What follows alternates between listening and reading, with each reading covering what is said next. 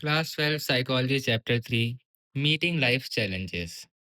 इस पूरे चैप्टर का मेन टॉपिक है स्ट्रेस। और वैसे भी आजकल एग्जाम टाइम्स में चैप्टर पढ़ना बहुत ज़रूरी है। तो चैप्टर का ओवरव्यू देखते हैं। वैसे तो इस वीडियो में हम इंपॉर्टेंट क्वेश्चंस देखेंगे और उनके आंसर में क्या क्या लिखना है एग्जैक्टली, और पूरे चैप्टर की बहुत सिंपल एक्सप्लेनेशन। तो चैप्टर में टॉपिक्स मेन क्या है। पहला है स्ट्रेस। स्ट्रेस की डेफिनेशन, स्ट्रेस का नेचर, स्ट्रेस के टाइप्स और इसके बारे में दो लोगों की थियरीज, हांस सेलिए और लाज़ारुस। फिर लाज़ारुस की कॉग्निटिव थियरी, स्ट्रेस अप्रेजल के बारे में, और फैक्टर्स ऑफ अप्रेजल, कौन-कौन सी ऐसी चीज़ें होती हैं जिनके परसेप्शन से हमारे स्ट्रेस की सिचुएशंस का परसेप्शन चेंज हो जाता है। तो उसमें ये 6 पॉइंट हैं, आगे देखेंगे। इस निमोनिक्स को खोलना कैसे है। सारे टॉपिक्स में निमोनिक्स यूज़ करे हैं मैंने, तो याद करना बहुत आसान हो जाता है। फिर टाइप्स ऑफ स्ट्रेस होते हैं, फिजिकल, एनवायरमेंटल, साइकोलॉजिकल और सोशल।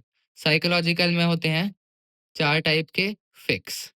एफ से फ्रस्ट्रेशन, सी से कॉन्फ्लिक्ट, आई से इंटरनल प्रेशर, एस से social pressure. Sources of stress होते हैं L E life events, H daily hassles, T traumatic events. फिर इफेक्ट्स ऑफ स्ट्रेस, ये होते हैं बाइसेप करके याद कर सकते हो इफेक्ट्स ऑफ स्ट्रेस को, बाइसेप। बी से बिहेवियरल हो गए, सी से कॉग्निटिव, ई से इमोशनल, पी से फिजिकल या physiological.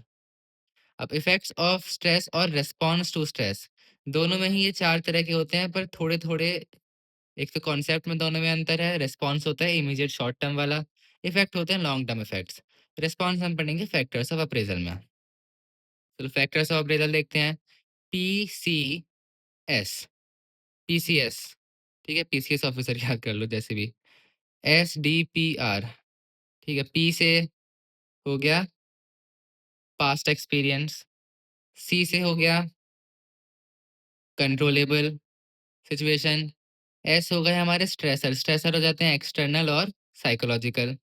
S D, S D का मतलब है stressor dimension. Dick P, D से ड्यूरेशन, आई से इंटेंसिटी, सी से कम्प्लेक्सिटी, पी से प्रिडिक्टेबिलिटी। अब पर्सनल कैरेक्टरिस्टिक्स आती हैं, वो है पीपीसी, फिजियोलॉजिकल, साइकोलॉजिकल और कल्चरल। रिसोर्सेज होते हैं पीपीएस, पी से फिजिकल और पी से पर्सनल और एस से सोशल। आगे देखते हैं हेल्थ। अब एक पूरा अलग सेक्शन है effect of stress on health. इसमें एक तो हम जनरल देख लेंगे बर्नआउट क्या होता है और इम्यून सिस्टम पे क्या इफेक्ट्स पड़ते हैं, और हेल्थ के टॉपिक में फिजियोलॉजिकल चेंजेस में आ जाते हैं ये गैस मॉडल हैंसेलिए का। अब देखो गैस मॉडल पे अगर 6 नंबर का क्वेश्चन आ गया तो उसमें हम 6 पॉइंट लिखेंगे। उसका कोड है अपसरे, अप्सरा का अपसरे करके। तो ए से हो गया उन्होंने एनिमल्स पे टेस्टिंग करी थी, पी से हो गया उन्होंने पेशेंट्स पे टेस्टिंग करी थी, और एस से हो गया कि वो सेम रिस्पॉन्स होता है हर तरह के स्ट्रेस में। अब ए आर ई बचा। ए से हो गया अलार्म रिएक्शन, आर से हो गया रेजिस्टेंस स्टेज और ई से हो गया एग्जॉशन।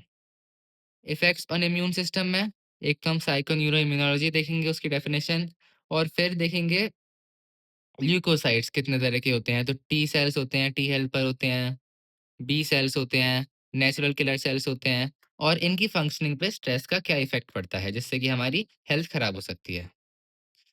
अब इस क्वेश्चन में हम देखेंगे बुक में एक डायग्राम बना है, वो क्वेश्चन पेपर में बनाना इस क्वेश्चन में बहुत ज़्यादा ज़रूरी है। हम अक्सर उसे छोड़ देते हैं, वो भी हम आगे देखेंगे। अब कोपिंग स्ट्रेटेजी, स्ट्रेस के बारे में हमने पढ़ लिया, उसके इफेक्ट पढ़ लिया। अब हम स्ट्रेस को कम कैसे करें वो देखेंगे हम कोपिंग स्ट्रेटेजीज में। तो कोपिंग स्ट्रेटेजी दी थी एंडलर और पार्कर ने। 3 तरह की थी, टास्क ओरिएंटेड, इमोशन ओरिएंटेड और अवॉइडेंस ओरिएंटेड। अब देखो इसको हम कैसे याद कर सकते हैं सिंपली। एंडलर को रिलेट कर लो एंड गेम से, पार्कर बन गया हमारा पीटर पार्कर। और ये जो हमारे 3 स्ट्रेटजी हैं, TEA, टास्क इमोशन अवॉइडेंस, इनको टी चाय बना लो। तो बस ऐसा इमेजिन करो कि पीटर पार्कर स्पाइडरमैन है, उसने एंड गेम वाला गॉन्टेट ले रखा है और उससे वो चाय पी रहा है। एंडलर पार्कर टी। ठीक है। फिर और रिस्पॉन्स के दो तरह के टाइप दिए थे, कोपिंग रिस्पॉन्स के टाइप दिए थे लाजारोस और फोकमैन ने।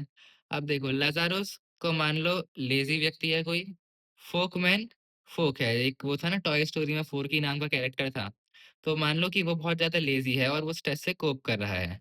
अब तो लाजारोस और फोकमैन एक ही थियरी है दोनों की, ये रेस्पॉन्स वाली, कि प्रॉब्लम फोकस होता है या फिर इमोशन फोकस होता है। और एक बहुत अभी 6 नंबर के क्वेश्चन है, ये सारे यही इन तीनों में से ज्यादा रहते हैं 6 नंबर के। कोपिंग का आएगा या स्ट्रेस मैनेजमेंट टेक्निक्स का आएगा, ये है RMBCCE, रमबक्की। कोई मीनिंग तो नहीं बना पर मुझे ऐसे याद हो गया है, रमबक्की रमबक्की पता नहीं क्या। तो R से है रिलैक्सेशन टेक्निक्स, M से मेडिटेशन, B से बायो फीडबैक, C से था कॉग्निटिव बिहेवियरल थेरेपी करके कुछ, और ये C से क्या था याद नहीं आ रहा मुझे। ये ई से था exercise. Positive health, positive health को कर लो, नहीं पॉजिटिव हेल्थ तो अलग टॉपिक हो गया। देखो इसमें लाइफ स्किल्स हैं, लाइफ स्किल्स जो चीज़ें हमें सीखनी चाहिए जिसकी वजह से हम कम स्ट्रेस लेंगे लाइफ में। ये है त्रिशू, त्रिशूल बना सकते हो इसका, पहले मैंने त्रिशूल करा था पर वो एल लाइफ स्किल में निकल गया तो छोड़ो। त्रिशू, ATRISO, ये त्रिशूल बनाना, साइकोलॉजी का त्रिशूल होता है ना एक। ए से असर्टिवनेस, टी से टाइम मैनेजमेंट, आर से आर से क्या था कोई बात नहीं, आई से इम्प्रूव रिलेशनशिप्स, एस से सेल्फ केयर था, ओ से ओवरकमिंग अनहेल्पफुल हैबिट्स, हाँ आर से था रैशनल थिंकिंग। अब देखते हैं पॉजिटिव हेल्थ एंड वेलबींग, ये अलग टॉपिक है, लाइफ स्किल अलग है, दोनों को मिक्स मत करना, लाइफ स्किल बिल्कुल अलग टॉपिक है, पहले मैंने गलती से मिक्स कर रखा था, ये चेंज कर देता हूँ। पॉजिटिव हेल्थ एंड वेलबींग का टॉपिक आया, इसमें देखो एक तो है, पहली चीज हमें एक्सप्लेन करनी है कुबासा। कुबासा एक थियरिस्ट थे, उन्होंने दिए थे हार्डिनेस के 3 ट्रेड्स, हार्डिनेस के 3 ट्रेड्स, कमिटमेंट कंट्रोल चैलेंज, हम आगे बढ़ेंगे डिटेल में। और रेजिलियंस, रेजिलियंस होता है कि एबिलिटी टू बाउंस बैक, कि हम स्ट्रेस से कितना अच्छे से कोप कर सकते हैं, सिंपली उसे ये रेजिलियंस कह दिया है। और हेल्थ, अब पॉजिटिव हेल्थ को बनाने के लिए भी हम कुछ तरीके देखेंगे, लाइफस्टाइल चेंजेस देखेंगे, उनको है डेप्स।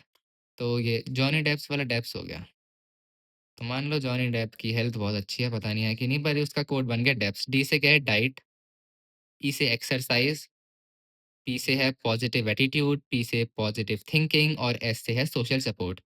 सोशल सपोर्ट में टाई, सोसाइटी में हम टाई पहनते हैं, ऐसे याद कर लो, वैसे मैंने ऐसे नहीं करा। तो टी से है टेंजिबल सपोर्ट, आई से है इंफॉर्मेशनल सपोर्ट, ई से है इमोशनल सपोर्ट। अब यहाँ पे मैंने सारे निमोनिक्स लिख दिए हैं जितने भी इस चैप्टर में यूज होने हैं, तो अगर इससे हेल्प हुई है तो वीडियो आगे देखने की कोई ज़रूरत नहीं है और इस चीज़ को वापस देख लेना, पर तब भी क्वेश्चन आंसर थोड़े हम देखेंगे और हर चीज़ को एक्सप्लेन भी करेंगे। पहला टॉपिक है चैप्टर का स्ट्रेस। अब देखो स्ट्रेस, स्ट्रेस पे वैसे 6 नंबर का तो क्वेश्चन जरूरी नहीं है आए, 4 नंबर का क्वेश्चन यहाँ से आ सकता है। तब भी हमने इसका क्या कोड बनाया था, पेटलेट, प्लेटलेट होती हैं तो प्लेटलेट करके पेटलेट बना दिया, ठीक है, पेटलेट, PATLED, पैट LED। और ये TAC क्या है ये भी देखेंगे, टैग क्या है ये। तो stress is a pattern of responses organism makes to stimulus events that disturb equilibrium and exceeds person's ability to cope। ये हो गई स्ट्रेस की डेफिनेशन। पी से हो गया पैटर्न ऑफ responses, स्ट्रेस होता है responses। तो हमारी कोई स्टिमुलस इवेंट है, यानी कि एनवायरनमेंट में कोई ऐसा चेंज हुआ जो हमारे बॉडी के इंटरनल बैलेंस यानी इक्विलिब्रियम को डिस्टर्ब कर दे और हमारी कोपिंग एबिलिटी से ज़्यादा हो, हम उससे कोप ना कर पाए, तो हम जो पैटर्न ऑफ रिस्पॉन्सेस बनाते हैं, बॉडी जिस तरीके से उसे रिएक्ट करती है उसे कहते हैं हम स्ट्रेस। अब देखो पर अगले पॉइंट में इसकी कॉन्ट्राडिक्टरी डेफिनेशन लिखी है कि stress is neither the stimulus nor response. ना तो स्ट्रेस वो बाहर वाली सिचुएशन है जो कि स्ट्रेस को कॉज कर रही है, क्योंकि वो तो कॉज कर रही है, ना ही वो स्ट्रेस का रिस्पॉन्स है, क्योंकि वो तो स्ट्रेस का रिस्पॉन्स है। तो स्ट्रेस क्या है? स्ट्रेस उनके बीच की चीज़ है। It is an ongoing transactional process between the individual and environment. तो ये स्टिमुलस का हमारे बॉडी तक आना और हमारी बॉडी का रिस्पॉन्स, इस पूरे प्रोसेस को ही जिसमें इंडिविजुअल एनवायरनमेंट से ट्रांज़ैक्ट कर रहा है, उसे ही स्ट्रेस कहते हैं। तो स्ट्रेस एक प्रोसेस है। तो ये 2 अलग-अलग डेफ़िनेशन है स्ट्रेस की। अब ए से, ए से था अराउज़ल। स्ट्रेस हमारी एनर्जी को बढ़ा देता है। बुक में इलेक्ट्रिसिटी का एग्ज़ाम्पल लिखा था कि जैसे बिजली आती है तो वो बल्ब को जला भी सकती है, पर अगर ज़्यादा हो जाए तो फ्यूज़ भी कर सकती है। ऐसे ही स्ट्रेस हमारी परफ़ॉर्मेंस को इम्प्रूव करता है, पर अगर ज़्यादा हो जाए तो वो डैमेजिंग भी हो सकता है। तो ये ए से हो गया अराउज़ल। और जब हम कोई किसी चीज़ को चैलेंज की तरह एक देखते हैं, तो हम उसमें एडिशनल एफर्ट्स लगाते हैं और मोबिलाइज़ रिसोर्स करते हैं, जिससे कि हमारी परफ़ॉर्मेंस बढ़ जाती है। तो थोड़ा-सा स्ट्रेस इसलिए ज़रूरी भी होता है। एल से, प्लेटलेट में एल, टू लिटल स्ट्रेस। बहुत कम स्ट्रेस हो तो हम लिस्टलेस या लो मोटिवेटेड फ़ील कर सकते हैं, इसलिए वो भी अच्छा नहीं है। ई से ईयू स्ट्रेस। ईयू स्ट्रेस की डेफिनेशन देखो। EU stress is the good level of stress that is required for peak performance and managing minor crisis. ये होता है ईयू स्ट्रेस, उतने स्ट्रेस का लेवल जो कि हमारे लिए अच्छा होता है, हमें मोटिवेट करता है और पीक परफॉर्मेंस के लिए ज़रूरी होता है। अब अगर स्ट्रेस ज़्यादा हो जाए तो वो बन सकता है डिस्ट्रेस। डिस्ट्रेस होता है high level of stress. It can result in unpleasant effects and our performance can also deteriorate. ये अच्छा नहीं होता, इससे हमारी परफॉर्मेंस गिर जाती है। And it causes bodies wear and tear, इससे बीमारियां भी होती हैं। नेचर ऑफ स्ट्रेस, स्ट्रिक्टस और स्ट्रिंजियर, दो लैटिन वर्ड्स हैं। स्ट्रिक्टस का मतलब है टाइट या फिर नैरो, बिल्कुल टाइट। स्ट्रिंजियर का मतलब है टू टाइटन, ये वर्ब हुई सेम। अब ये डिफाइन करती हैं स्ट्रेस की इंटरनल फीलिंग्स को of tightness, constriction of muscles and breathing. तो जब हम स्ट्रेस फील करते हैं तो हमारी मसल्स टाइट हो जाती हैं, हमारी ब्रीदिंग भी टाइट फील करती है, हम बहुत छोटी-छोटी या बड़ी-बड़ी सांस लेते हैं, तेज-तेज सांस लेते हैं। तो ये उस फीलिंग को एक्सप्रेस करते हैं, ये दोनों वर्ड स्ट्रिक्टस। अब disruptive characteristics of environment cause stress and इन्हें कहते हैं हम stressors. Stressors are the events that cause body to give stress response. Stressor वो इवेंट, एक्सटर्नल इवेंट्स जिनके बाद हम स्ट्रेस रिस्पॉन्स देते हैं, जैसे कि noise, crowding, bad relationship, daily commuting की प्रॉब्लम्स। अब स्ट्रेन, स्ट्रेन होता है रिएक्शन। जब हम कहते हैं ना हाँ, हम बहुत स्ट्रेन में हैं या हम बहुत स्ट्रेस में हैं, वो रिएक्शन हो गया हमारे कि सिर में दर्द होने लगा एटसेट्रा। तो strain is the reaction to external stressors, ये इसकी सिंपल डेफिनेशन। और ये stressor event that cause body to give stress response. तो स्ट्रेस कॉज भी स्ट्रेस है और इफेक्ट भी स्ट्रेस है। अब देखते हैं हांस सेलिये की थियरी। हांस सेलिये को कहते हैं father of modern stress research. सबसे पहले स्ट्रेस पे काम करने वाले साइकोलॉजिस्ट या साइंटिस्ट यही थे। इन्होंने कहा stress is a non specific response of body to any demand. ये बहुत जरूरी डेफिनेशन है, याद कर लेना। Non specific response, non specific, इसका मतलब वो किसी स्पेसिफिक सिचुएशन पे डिपेंड नहीं करता, सब पे सेम रहता है। Response of body to any demand, हर डिमांड पे हमारा रिस्पॉन्स सेम होता है। Regardless of cause there is same physiological pattern of reaction. हमारी बॉडी हर स्ट्रेसफुल सिचुएशन पे बिल्कुल सेम पैटर्न में रिएक्ट करती है। पर इसका क्रिटिसिज्म भी है थियरी का। बाकी रिसर्चर्स ने कहा है कि stress response is not so general. अलग-अलग टाइप के स्ट्रेसर्स अलग-अलग रिएक्शन दे सकते हैं। ऐसे ही इंडिविजुअल डिफरेंसेस हमने पढ़े थे चैप्टर 1 में। तो अलग-अलग लोग भी अपनी-अपनी कैरेक्टरिस्टिक्स के हिसाब से रिस्पॉन्स अलग-अलग दे सकते हैं। तो इनकी थियरी गलत है। जैसे सिचुएशनिज्म में। अब देखते हैं स्ट्रेस की एक और डेफिनेशन आ गई। Stress is not an individual or environment, it is embedded in an ongoing process of the individual transacting with the with the socio-cultural environment, making appraisals of the encounter and coping with the issues. तो इसे याद कर लो, take, TAC। अब देखो transaction, हम अपने environment में गए, हमने कुछ देखा, अब हम प्रोसेस कर रहे हैं उस पूरी इंफॉर्मेशन को। या हम कह सकते हैं इंटरेक्ट कर रहे हैं एनवायरनमेंट से। जैसे कि झगड़ा हुआ और हम देख रहे हैं कि ये झगड़ा क्यों हो रहा है, सोशो कल्चर एनवायरनमेंट से। तो ये ट्रांजैक्टिंग विद एनवायरनमेंट हो गया।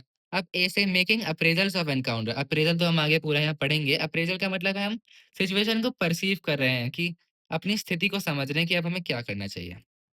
अप्रेजल, फिर हम सोच रहे हैं।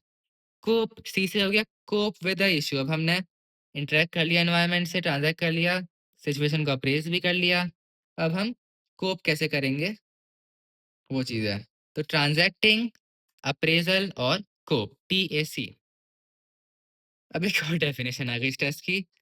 Stress is a dynamic mental cognitive state. Dynamic change होते हैं, देखो तीन तीन चीजें हैं ना इसमें, तो डायनामिक है। Mental cognitive state. और DH, disruption of homeostasis, imbalance. It is stress is caused by the disruption of homeostasis or imbalance in our body, which requires the resolution of imbalance or restoration of homeostasis. Homeostasis का मतलब है state of balance. तो जब भी हम body से, जब भी एनवायरनमेंट से डील करते करते हमारी बॉडी में इम्बैलेंस आ जाए, जैसे कि सांस बढ़ने लगे एकदम से, या फिर हम बहुत ज़्यादा थक जाएं, तो वो होम्योस्टैसिस का मतलब डिस्टर्ब हो गई, इक्विलिब्रियम नहीं है। तो हमें जो रिस्पॉन्स देना है, जो कोपिंग करना है, उसमें हमें बैलेंस को वापस लाना है अपनी बॉडी में, इसलिए कहते हैं डीप ब्रीदिंग करो। अरे ऐसे तो बहुत देर लग जाएगी, 2 पेज में 15 मिनट हो गए। जल्दी जल्दी पढ़ते हैं हम, सिर्फ पॉइंट पॉइंट देखते हैं। ये डायग्राम बना था बुक में, ये भी बनाना है। अगर अप्रेजल के बारे में या फिर हाँ स्ट्रेस पे क्वेश्चन आ जाए, स्ट्रेस का मान लो 6 मार्कर आ गया, तो ये मार्किंग स्कीम में लिखा होता है, ये डायग्राम बनना चाहिए। तो CIR, देखो सी से है कॉज। कॉज क्या होता है स्ट्रेस का, एक्सटर्नल और इंटरनल स्ट्रेसर्स। उससे कॉज के बाद क्या होता है, ट्रांजैक्ट करते हैं हम जब इंटरनल स्टेट, बॉडी के अंदर क्या चल रहा है। तो biological and psychological reaction to stress which lead to stress experience which is coping और defense। इसके बाद स्ट्रेस रिएक्शन या फिर रिजल्ट, बाद में हमने उस पर रिस्पॉन्ड कैसे करा। या तो चैलेंज ओवरकम हो जाएगा, या फिर ओवरकम नहीं होगा, इसका मतलब इलनेस या फिर स्टेन हो जाएंगे। आगे लेज़ारस कॉग्निटिव थियरी। ये बुक में एक और डायग्राम था, पूरी लेज़ारस की थियरी इतने में ही है। ये भी 6 मार्कर में का क्वेश्चन आ जाए तो बनाना अच्छी बात रहेगी। तो स्ट्रेसर, इसे कहते हैं general model of stress process, और ऊपर वाले का नाम था साइकोलॉजिकल मीनिंग ऑफ स्ट्रेस। तो देखो 2 स्टेप हैं, एक तो हमारी पूरी सिचुएशन है, ये जो 3 चीज थी वही सेम की सेम चीज यहाँ आ जाएंगी, थोड़ी चेंजेस के साथ। उसके बाद इन्हें हम जज करके करेंगे अप्रेजल, परसीव करेंगे सिचुएशन को, और उसके बाद देंगे रेस्पॉन्स। तो पहले हैं SPR, स्ट्रेसर, पर्सनल कैरेक्टरिस्टिक और रिसोर्सेज। इन सब को जज करके हम करेंगे स्ट्रेस अप्रेजल, और इससे बनाएंगे अपने बाइसेप वाले रिस्पॉन्सेज। स्ट्रेसर, स्ट्रेसर के 3 टाइप होते हैं, एनवायरमेंटल, साइकोलॉजिकल और सोशल। और स्ट्रेसर स्ट्रेसर के 4 डायमेंशन भी होते हैं। स्ट्रेसर मतलब cause, intensity, duration, complexity, predictability. Personal characteristics यानी हमारे अंदर क्या क्या चीजें हैं जो हमें हेल्प करेंगी।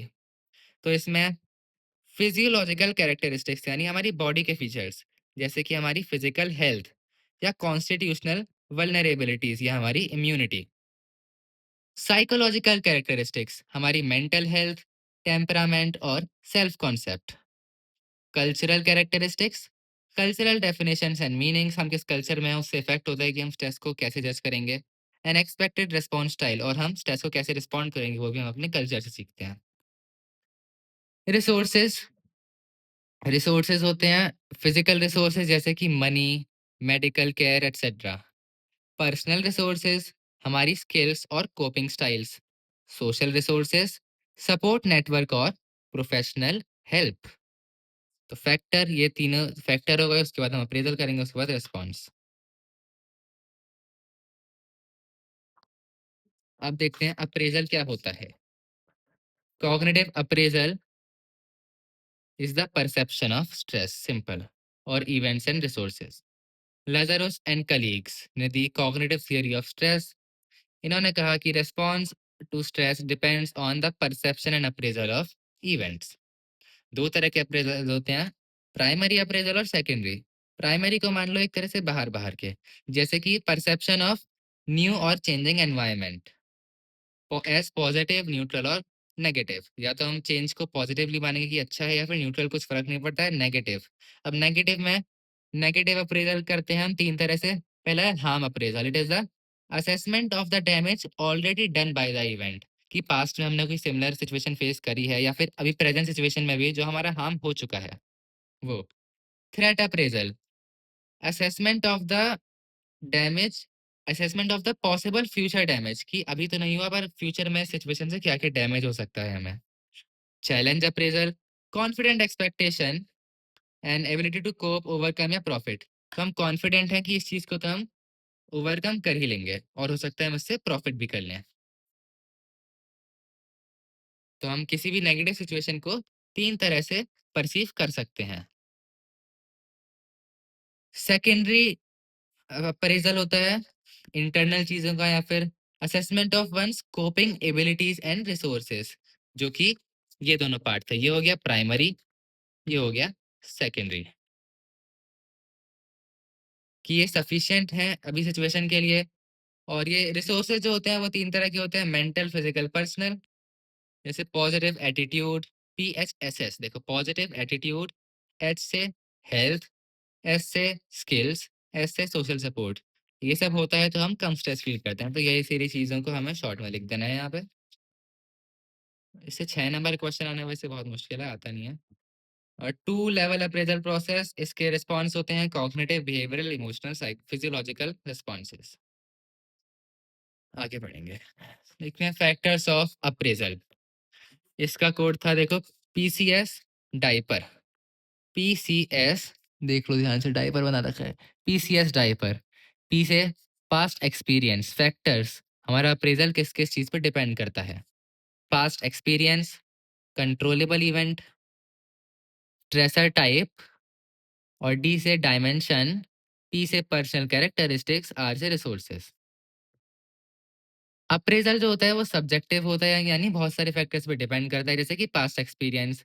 अगर हमने सिमिलर सिचुएशन पास्ट में एक्सपीरियंस करी है तो हम इस वाली को कम थ्रेटनिंग मानेंगे, क्योंकि हमें आप पता है इसे को कैसे करना है। कंट्रोलेबल इवेंट, अगर हमारा परसेप्शन है कि हमारी सिचुएशन में मास्टरी या फिर कंट्रोल है, तो हम नेगेटिव सिचुएशन को भी कम स्ट्रेसफुल मानेंगे। जैसे कि अगर सेल्फ कॉन्फिडेंस और सेल्फ एफिकेसी होती है, तो हम थ्रेट की जगह पे उस चीज़ को चैलेंज मानेंगे। तो experience of outcome of stressor में vary from individual to individual. अब स्ट्रेसर्स टाइप्स। स्ट्रेसर 2 तरह के होते हैं, एक्सटर्नल और साइकोलॉजिकल। एक्सटर्नल हो गए एनवायरनमेंटल, जैसे नॉइस, पॉल्यूशन जो बाहर की दुनिया में है। और सोशल, जैसे कि ब्रेकअप या फिर लोनलीनेस। तो एक्सटर्नल एनवायरनमेंट जो बाहर से आ रहे हैं, और social. Psychological stressor, conflict and frustration, आगे पढ़ेंगे इन सब के बारे में। ये इंडिविजुअल के अंदर ही होते हैं। तो ये भी फैक्टर का पार्ट है, टाइप ऑफ स्ट्रेसर्स। इसके बाद है स्ट्रेस रिएक्शन। वैसे ये अप्रेजल का तो पार्ट है नहीं, पर इस टॉपिक में है। स्ट्रेस रिएक्शन, बाइसेप पढ़ा था। ये रिएक्शन है, ये इमीडिएट रिस्पॉन्स होते हैं, लॉन्ग टर्म इफेक्ट नहीं है ये रिस्पॉन्स, तुरंत वाले। बी से बिहेवियरल। बिहेवियरल रिस्पॉन्सेज लिमिटलेस होते हैं, इवेंट के हिसाब से कुछ भी हो सकता है, पर जनरली 2 तरह के होते हैं, फाइट और फ्लाइट रिस्पॉन्स। फाइट में हम लेते हैं confrontative action to fight against the challenge, और फ्लाइट होता है विथड्रॉवल फ्रॉम द सिचुएशन, भाग जाना। बी सी, सी से कॉग्निटिव, कॉग्निटिव रिस्पॉन्स। इसमें देखो बी सी टी, वही आ गया, बिलीफ्स, कंसंट्रेशन और थॉट्स। ये डिपेंड करता है हमारे बिलीव्स अबाउट हार्म या थ्रेट पे, या कॉज या कंट्रोलेबिलिटी पे, कि हमारी सिचुएशन के बारे में क्या क्या बिलीव्स हैं। इनेबिलिटी टू कंसंट्रेट, एक इफेक्ट है, हमारी कंसंट्रेशन कम हो जाती है। और इंट्रूसिव, रिपीटेटिव, मॉर्बिड, यानी कि बुरे बुरे थॉट्स आने लगते हैं। बीसीटी, बिलीफ, कंसंट्रेशन, थॉट्स, ये पॉइंट्स लिखने हैं जो मैंने बॉक्स बना रखा है ना। पेपर में भी इन की पॉइंट्स को ऐसे ही बॉक्स बनाना है। इमोशनल, इमोशनल इफेक्ट रिस्पॉन्स है नेगेटिव इमोशंस, जैसे कि fear, anxiety, embarrassment, anger, depression, denial. Physiological response, ये एक तरह से सबसे इंपॉर्टेंट है, इससे अलग से क्वेश्चन भी आ सकता है। ये मेन है बॉडी का अराउजल लेवल बढ़ाने के लिए होते हैं। तो हाइपोथैलेमस 2 पाथवेज से एक्टिवेट होता है। पहला है autonomic nervous system. Autonomic nervous system में आती है एड्रिनल ग्लैंड, ये रिलीज करता है कैटेकोलैमाइन्स। एपिनेफ्राइन और नॉरएपिनेफ्राइन ये होते हैं हार्मोन्स ब्लड स्ट्रीम में, जो कि बनाते हैं फाइट और फ्लाइट के रिस्पॉन्स को। तो एड्रेनालिन जब रिलीज होता है ना, जैसे हम बायो में पढ़ा होगा हमने 10th क्लास में, यहाँ पे उनके नाम है एपिनेफ्राइन और नॉरएपिनेफ्राइन। दूसरा पाथवे है पिट्यूटरी ग्लैंड का। ये एक पिट्यूटरी ग्लैंड से क्रिएट करता है कॉर्टिसोल या कॉर्टिकोस्टेरॉइड, और ये देता है बॉडी को एनर्जी। तो इधर से आया एड्रिनल ग्लैंड से फाइट और फ्लाइट रिस्पॉन्स, इधर पिट्यूटरी से आया एनर्जी। स्ट्रेस के डायमेंशंस भी वेरी करते हैं और हमारा आउटकम इन पे डिपेंड करता है, यानी ये भी एक इम्पॉर्टेंट फैक्टर है। अब ये है इंटेंसिटी, ज़्यादा इंटेंस हो सकते हैं, कम इंटेंस हो सकते हैं। ड्यूरेशन, छोटे हो सकते हैं, लंबे हो सकते हैं। कम्प्लेक्सिटी, ज़्यादा कॉम्प्लेक्स हो सकते हैं, कम कॉम्प्लेक्स हो सकते हैं। प्रिडिक्टेबिलिटी, अनएक्सपेक्टेड हो सकते हैं, प्रिडिक्टेबल हो सकते हैं। आउटकम डिपेंड करता है। अब देखो कोई बहुत इंटेंस है, बहुत लॉन्ग टर्म है, बहुत कॉम्प्लेक्स और अनएक्सपेक्टेड है, तो स्ट्रेस ज़्यादा होगा। और अगर इसका उल्टा है, सब कुछ कम कम है और एक्सपेक्टेड है, तो स्ट्रेस कम होगा। पर्सनल कैरेक्टरिस्टिक्स, अब देखो यहाँ तक सब कुछ टेबल से ही सेम आ रहा है। तो फिजियोलॉजिकल स्ट्रेंथ, इसमें आती है फिजिकल हेल्थ और बॉडी का कॉन्स्टिट्यूशन यानी immune system, immunity. Psychological characteristics, इसमें एमटीसी, मेंटल हेल्थ, टेम्परामेंट और self concept. Cultural context, definitions, meaning और एक्सपेक्टेड रिस्पॉन्स स्टाइल। रिसोर्सेज हो गए money, social skills, coping style, support network. और ये सारे जो है अब तक हमने जो सब पढ़ा है वो है फैक्टर्स ऑफ अप्रेजल। इसमें स्ट्रेसर भी आ गया, पर्सनल कैरेक्टरिस्टिक्स भी आ गई और रिसोर्सेज भी आ गए। अरे भाई आधा घंटा हो गया और चैप्टर हमारा कितना हुआ है? चलो आधा चैप्टर भी हो गया, 1 घंटे में पूरा हो जाएगा। Science and symptoms of stress, ये बहुत ज़्यादा नेग्लेक्टेड टॉपिक है और मैंने भी बहुत कम पढ़ा है, समझ नहीं आता इससे क्या क्वेश्चन आएगा, पर अब समझ आया। 4 पॉइंट बनेंगे देखो इसके। Science and symptoms of stress, ज़्यादा समझने की चीज़ है नहीं इसमें, ये शब्द है तो ये आंसर लिखना है। तो वे भी respond to stress varies depending on our personality, upbringing and life experiences. तो सबके सिम्टम या सिम्टम ही रेस्पॉन्स होते हैं, वो अलग अलग होते हैं। पहला पॉइंट ये हो गया। दूसरा है we all have our own patterns to respond to stress. कुछ लोगों को अपने पैटर्न्स पता होते हैं, तो कभी कभी हम अपने पैटर्न्स देख के प्रॉब्लम की डेप्थ को समझ सकते हैं कि प्रॉब्लम कितनी ज़्यादा सीवियर है, हमारे बिहेवियर में चेंज आ रहा है या फिर हमें कुछ और नेगेटिव सिम्टम्स दिख रहे हैं। तो कुछ लोग इतने इंटेलिजेंट होते हैं कि वो खुद समझ जाते हैं कि हाँ हमें अब स्ट्रेस हो रहा है। दूसरा पॉइंट ये हो गया। तीसरा पॉइंट, सिम्टम्स होते हैं फिजिकल, इमोशनल, बिहेवियरल। सिंपल जो बाइसेप पढ़ा था बस इसमें सी नहीं है, पता नहीं क्यों। सिम्टम्स होते हैं फिजिकल, इमोशनल, बिहेवियरल। और these symptoms indicate a degree of stress. Symptoms से हमें पता चलता है हमें कितना स्ट्रेस है। If they are unresolved it can lead to serious implications. तो हमें थोड़ा सा भी स्ट्रेस हो रहा है तो हमें तुरंत उसको सीरियसली सोचना चाहिए कि हाँ मुझे स्ट्रेस हो रहा है। अगर हमने अभी अभी उसे रिजॉल्व नहीं करा, प्रॉब्लम का सोल्यूशन नहीं बनाया, तो आगे चल के वो बढ़ सकता है। जैसे कि अगर तुम्हें पढ़ते पढ़ते बहुत ज़्यादा स्ट्रेस आ रहा हो तो आधा घंटे का टाइमर लगा के सो जाओ, वरना आगे चल के वो स्ट्रेस एग्जॉशन बन सकता है। चलो छोड़ो, अगला टॉपिक देखते हैं, टाइप्स ऑफ स्ट्रेस। छोटा सा टॉपिक है, पीपीएस। ये तीनों इंटर रिलेटेड होते हैं, physical, environmental, psychological, social. Physical environmental एक ही ग्रुप में है। फिजिकल स्ट्रेस की डेफिनेशन है demands that change the state of our body. Physical का मतलब यहाँ बॉडी से है, जो हमारे बॉडी के बैलेंस को के स्टेट को चेंज करता है वो फिजिकल स्ट्रेस है। जैसे कि हमें स्ट्रेन आ जाता है, फिजिकल स्ट्रेन आ जाता है जब हम खुद को ओवर एक्सर्ट करते हैं फिजिकली। जैसे कि भाई मैं तो रात को 12 घंटे बैठ के पढ़ूंगा पेपर से एक दिन पहले, तो पेपर में तो सोना का सोना है ही पक्का। न्यूट्रिशियस डाइट नहीं लेते जब हम, अच्छा खाना नहीं खाते हैं, इंजरी हो जाती है, वो भी स्ट्रेन का कॉज है। और स्लीप डिस्टरबेंस। इसलिए जब तक पेपर चल रहे हैं तब तक खुद को ओवर एक्सर्ट मत करो, आराम आराम से काम करो। न्यूट्रिशियस डाइट लो, खुद को कोई चोट वोट मत लगने दो और अच्छे से स्लीप लो। यहाँ मैंने कोट बना रखा था, सीनो। सीनो का मतलब चाइना होता है, पॉलिटिकल साइंस में पढ़ा हो तो। तो एस से हो गया हमारा स्लीप, आई से हो गया इंजरी, एन से हो गया न्यूट्रिशियस डाइट, ओ से हो गया ओवर एक्सर्शन। इसी में आ जाता है दूसरा environmental stress. These are the aspects of our surroundings, आसपास की दुनिया में क्या चल रहा है। And these are often unavoidable, हम इनसे भाग नहीं सकते, तो हमें इन्हें झेलना ही पड़ता है, जैसे कि pollution, noise, heat, cold, etcetera etcetera. फिर कैटास्ट्रोफिक इवेंट्स एंड डिजास्टर्स, जैसे कि फायर, अर्थक्वेक और फ्लड। ये दूसरे तरह के एनवायरमेंटल स्ट्रेस हो गए कैटास्ट्रोफिक इवेंट, जो कि ट्रॉमेटिक इवेंट्स होते हैं।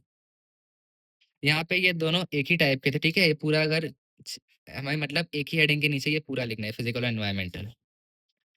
दूसरे टाइप के आते हैं साइकोलॉजिकल, और इसके अंदर भी 4 टाइप और हैं।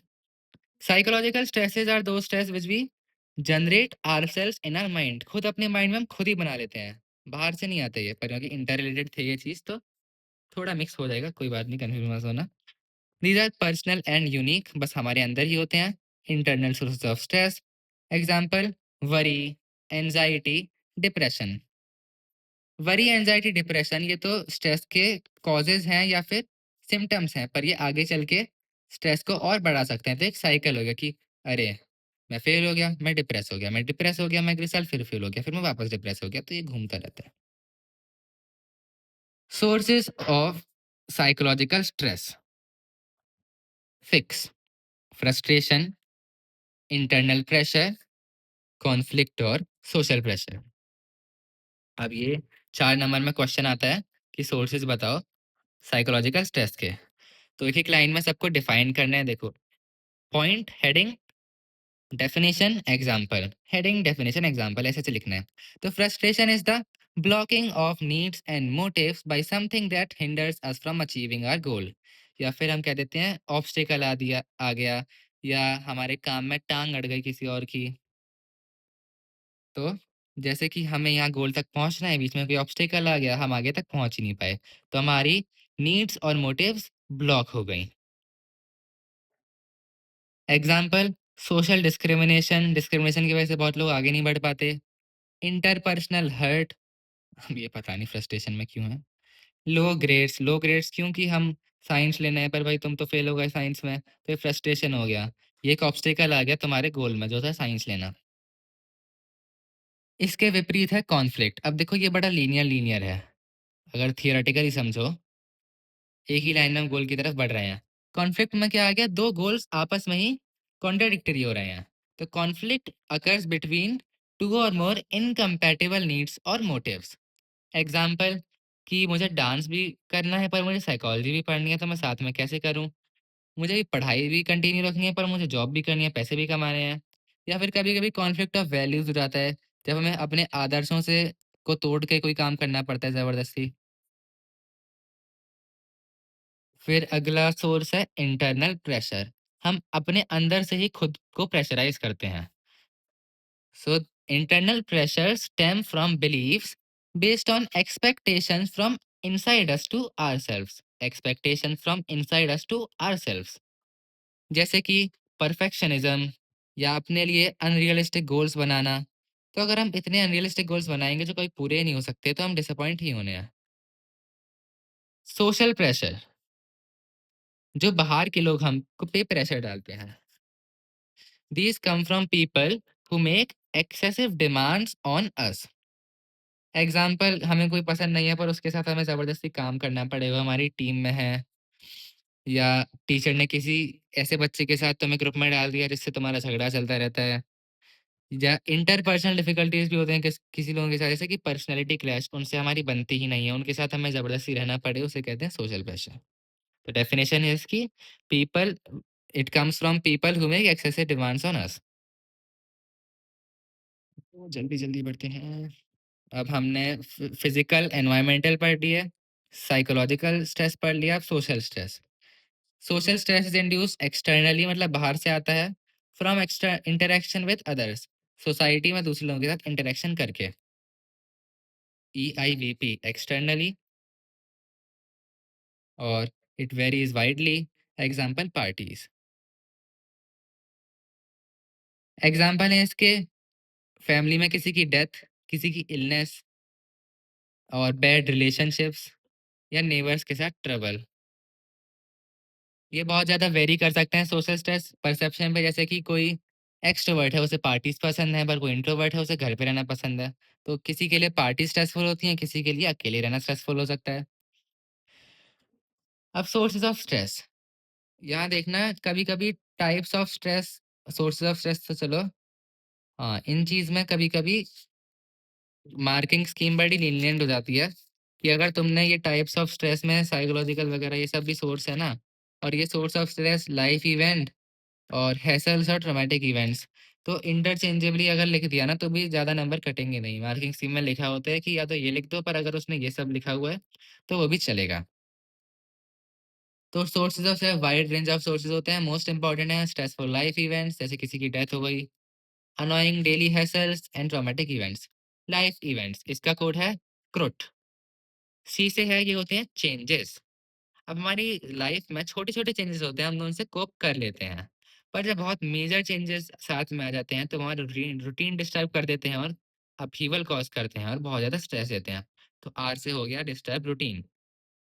यू से अनप्रेडिक्टेबल। अब कुछ प्लान्ड हो सकते हैं हमारे चेंजेस, जैसे कि शहर या हाउस शिफ्ट करना, ट्रांसफ़र हो गया तो वो प्लान था। अब अनप्रेडिक्टेबल हो सकता है कि एकदम से किसी का ब्रेकअप हो गया।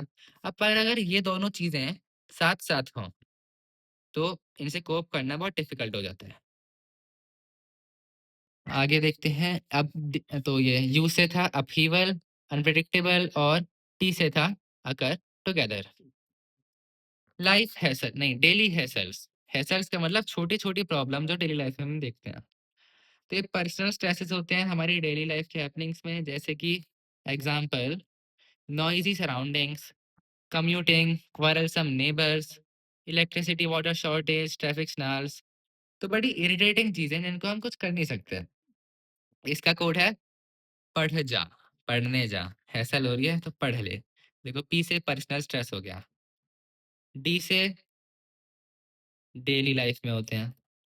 एच से पॉइंट है कि जैसे कि एक हाउसवाइफ के लिए एक हैसल हो सकता है कि रोज़-रोज़ इमरजेंसीज़ को अटेंड करना, कि अभी खाना नहीं बना, अभी बैग ढूँढना है, अभी बॉटल भरनी है ना? प्रेस करनी है।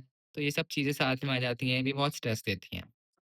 जे से जॉब्स, कुछ जॉब्स होती हैं जिनमें डेली हैसल बहुत ज़्यादा होते हैं। और ए से कोपिंग अलोन। अब ये बहुत छोटे स्ट्रेस होते हैं, इनसे हम खुद कोप करते हैं। पर इनके डेवास्टेटिंग कॉन्सिक्वेंस हो सकते हैं कि बाहर के लोगों को हमारे स्ट्रेस के बारे में कुछ पता ही नहीं है, तो हमारी हेल्प भी नहीं कर सकते।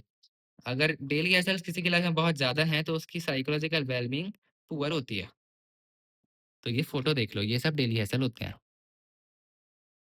Traumatic events, trauma, trauma, trauma. A, the person is involved in extreme events like fire, accident, earthquake, robbery और सुनामी। इसका कोड है ईपीआरपी। ई से एक्सट्रीम इवेंट हो गया। एक्सट्रीम इवेंट के एग्जांपल दे देना, कुछ भी बना के लिख देना जो भी हम तुम ट्रॉमा कहो अपनी लाइफ का, ऐसे ना हो तो ये अच्छा है। पी से हो गया persist. They persist as symptoms of affidavit. Affidavit क्या था? Persist as symptoms of A से एंजाइटी, एफ से फ्लैशबैक्स, डी से ड्रीम्स, आईटी से इंट्रूसिव थॉट्स। तो जो भी पीटीएसडी टाइप के सिम्टम है वो सब इसमें आ जाते हैं ट्रॉमेटिक इवेंट्स की वजह से, सेम ही चीज है। The effects may occur after some lapse of time, जैसे कि ये सारे severe trauma can strain relationships and if they persist even after many months, professional help should be taken. तो सोर्सेज ऑफ स्ट्रेस थे life events, hassles और traumatic events, LHT. हाँ, life events में एक था presumptive stressful life event scale, ये बनाया था होम्स और राहे ने। अब ये देखो, लाइफ इवेंट में तुमने एक पढ़ा था हाउस शिफ्ट करना, उसकी इमेज बना लो। अब यहाँ पे एक होम है, और जब हम एक बचपन में ड्राइंग में घर के बाहर से एक रास्ता से पगडंडी बना देते हैं ना, उसको बना लो राह। तो होम्स और राहें, इनका लाइफ इवेंट्स का स्केल बन गया। अब मैं ऐसे याद करता हूँ, तुम्हें ना हो तो कोई बात नहीं। Life events major stress India में, PSLES जो है ये बनाया था सिंह, कौर और कौर ने। एक सेल्फ रेटिंग क्वेश्चनेयर है। इसमें ये पता नहीं 57 है कि हाँ 51 है, ये 51 चेंजेस हैं। सबको एक न्यूमेरिकल वैल्यू दे देखिए सिविरिटी के बेस पे। जैसे कि एवरेज जो है 1 साल में बिना किसी इलनेस के हम 2 इवेंट्स झेल पाते हैं। और पर लाइफ इवेंट्स और स्ट्रेस में बहुत कम कोरिलेशन मिला है। कुछ और फैक्टर्स होते हैं जो लाइफ इवेंट्स के हमारे स्ट्रेस को इफेक्ट करते हैं। Age, frequency, duration, social support. Life events से एमसीक्यू में पता नहीं आ तो नहीं आएगा तो नहीं वैसे, पर देख लो। डेथ ऑफ स्पाउस सबसे ज्यादा है 95। Death in close family 66। Personal illness और इंजरी ये था 56 था, ये 56। Illness of family member 52। Breakup with friend 47। Fail in exam 43। Appear for exam और interview 43। Change in sleeping habits 33। Change in eating habits 27। Order पूछ सकते हैं कि ज्यादा कौन सा है कम कौन सा है, पर बहुत कम चांस है। 40 मिनट हो गए, जल्दी जल्दी पढ़ते हैं। Effects of stress on psychological health and functioning, ये भी आ सकते हैं। Effects of psychological effects of self. Many physiological effects होते हैं, जैसे हमने पढ़े हैं पहले, फाइट और फ्लाइट, एड्रेनलिन। पर बहुत सारे हमारे अंदर ही अंदर होते हैं साइकोलॉजिकल। ये भी हम बाइसेप की तरह से पढ़ेंगे। देखो बी से बिहेवियरल इफेक्ट। बिहेवियर, इस व्यक्ति को देख लो, देखो आलस में पड़ा है, शराब पी रहा है और पागल हो चुका है, तो ये बिहेवियरल इफेक्ट है। अब देखो इसमें क्या है, F T saw. F T कौन है? चलो इस भाई का नाम है एफ टी, हमने इसे देख लिया। I saw F T. अब एफ से क्या है, food, eating less nutritious food. और टी से है ट्रैंक्विलाइजर्स। ट्रैंक्विलाइजर्स होते हैं ड्रग्स, या फिर हम स्टिमुलेंट्स ले सकते हैं जैसे कि कैफीन, या हम ले सकते हैं सिगरेट्स, अल्कोहल और ड्रग्स। अब ट्रैंक्विलाइजर्स ड्रग्स जो है वो एडिक्टिव होती हैं, ठीक है, ए से एडिक्टिव हो गया। इनके साइड इफेक्ट्स होते हैं सीसीडी। ड्रग्स लोगे तो क्या होगा, कंसंट्रेशन कम हो जाएगी, पुअर कोऑर्डिनेशन होगी, कोऑर्डिनेशन, और डिजीनेस। और अब यहाँ पे क्या है, हाँ अब सौ देखते हैं कि सौ क्या था। एक तो एस से हो गया स्लीप पैटर्न्स डिस्टर्ब्ड। ए से हो गया एब्सेंटिज्म, तो एक तरह से डिप्रेशन के सिम्टम्स हो गए ये सारे ना। और reduced work performance, SAW, sleep pattern, absenteeism, work performance. तो 2-3 नंबर का क्वेश्चन है बिहेवियरल इफेक्ट्स, तो ये सब लिखने हैं, ठीक है। फूड, कैफीन, ड्रग्स, ड्रग्स के इफेक्ट्स, और ये 100। अब कॉग्निटिव इफेक्ट्स, जब स्ट्रेस बहुत ज़्यादा हो जाता है तो हम में हो जाता है मेंटल ओवरलोड, जिसे हिंदी में कहते हैं मानसिक अतिभार। बहुत ज़्यादा लोड पड़ता है हमारे माइंड पे। इससे हमारी डिसीजन मेकिंग स्किल्स कम हो जाती हैं, इससे आर्ग्यूमेंट होते हैं और जॉब जा सकती है। और कंसंट्रेशन कम होती है, शॉर्ट टर्म मेमोरी कैपेसिटी भी कम हो जाती है। तो बस ये देखो, 1, 2, 3, 4 चीज़ें हैं इसकी। ODCM, अरे OCD बना लो ना, OCD हो गया मुझे कॉग्निशन से। वाह। ओ से ओवरलोड, सी से कंसंट्रेशन, डी से डिसीजंस, एम से क्या है ये, मेमोरी। इमोशनल इफेक्ट्स, इमोशनल है मिया। मिया से देखो, एम से मूड स्विंग्स, ई से इरेटिक बिहेवियर, और ए से इरेटिक बिहेवियर की वजह से हम हो सकते हैं एलियनेट, कोई हमसे बात नहीं करना चाहेगा। अब नेगेटिव इमोशंस होते हैं जैसे कि कॉन्फिडेंस कम होना, इससे पर क्या है और नेगेटिव इमोशंस आते हैं और प्रॉब्लम और बढ़ती है, इसे कहते हैं विशियस साइकिल, बार बार घूमता रहता है। लो कॉन्फिडेंस, नेगेटिव इमोशन, उसकी वजह से और लो कॉन्फिडेंस और नेगेटिव इमोशन, तो हम गिर जाते हैं। मैक डेप या अडाप्ट करके भी याद कर सकते हो इसे, इमोशनल इफेक्ट्स को। एम से मूड स्विंग है, सी से था कॉन्फिडेंस, ए से है एंजाइटी, डी से है डिप्रेशन, और पी से है physical and psychological tension. T यहाँ कर लो ना, adapt, adapt, anxiety, depression, physical tension, psychological tension. अब देखते हैं फिजियोलॉजिकल इफेक्ट्स, लगभग लगभग सेम ही है जो हमने रिस्पॉन्स में पढ़े थे। स्ट्रेस से हार्मोन रिलीज होते हैं, एड्रेनालिन और कॉर्टिसोल, इनसे बढ़ता है HBMP। अब देखो हाई बीपी, हाई बीपी तो खुद ही एक हमारा इफेक्ट हो गया, उसी को H से बना लो हार्ट रेट, पी से बना लो फिज़िकल एक्टिविटी इफ़ेक्ट होती है और एम से मेटाबॉलिज़्म भी इफ़ेक्ट होता है। शॉर्ट टर्म के लिए तो ये सब चीज़ें बहुत अच्छी होती हैं, लेकिन लॉन्ग टर्म में ये डैमेज कर सकती हैं, क्योंकि एपिनेफ्राइन और नॉरएपिनेफ्राइन जो ये एड्रिनल ग्लैंड रिलीज़ करता है, ये रिलीज़ होते हैं और डीएलएच भी हो सकता है। डी से क्या है डाइजेस्टिव सिस्टम स्लो हो गया, ये याद कर लो। जैसे स्ट्रेस में क्या है कॉन्स्टिपेशन हो सकता है ना, तो ये चीज़ सिचुएशन याद करके स्लो डाइजेस्टिव सिस्टम।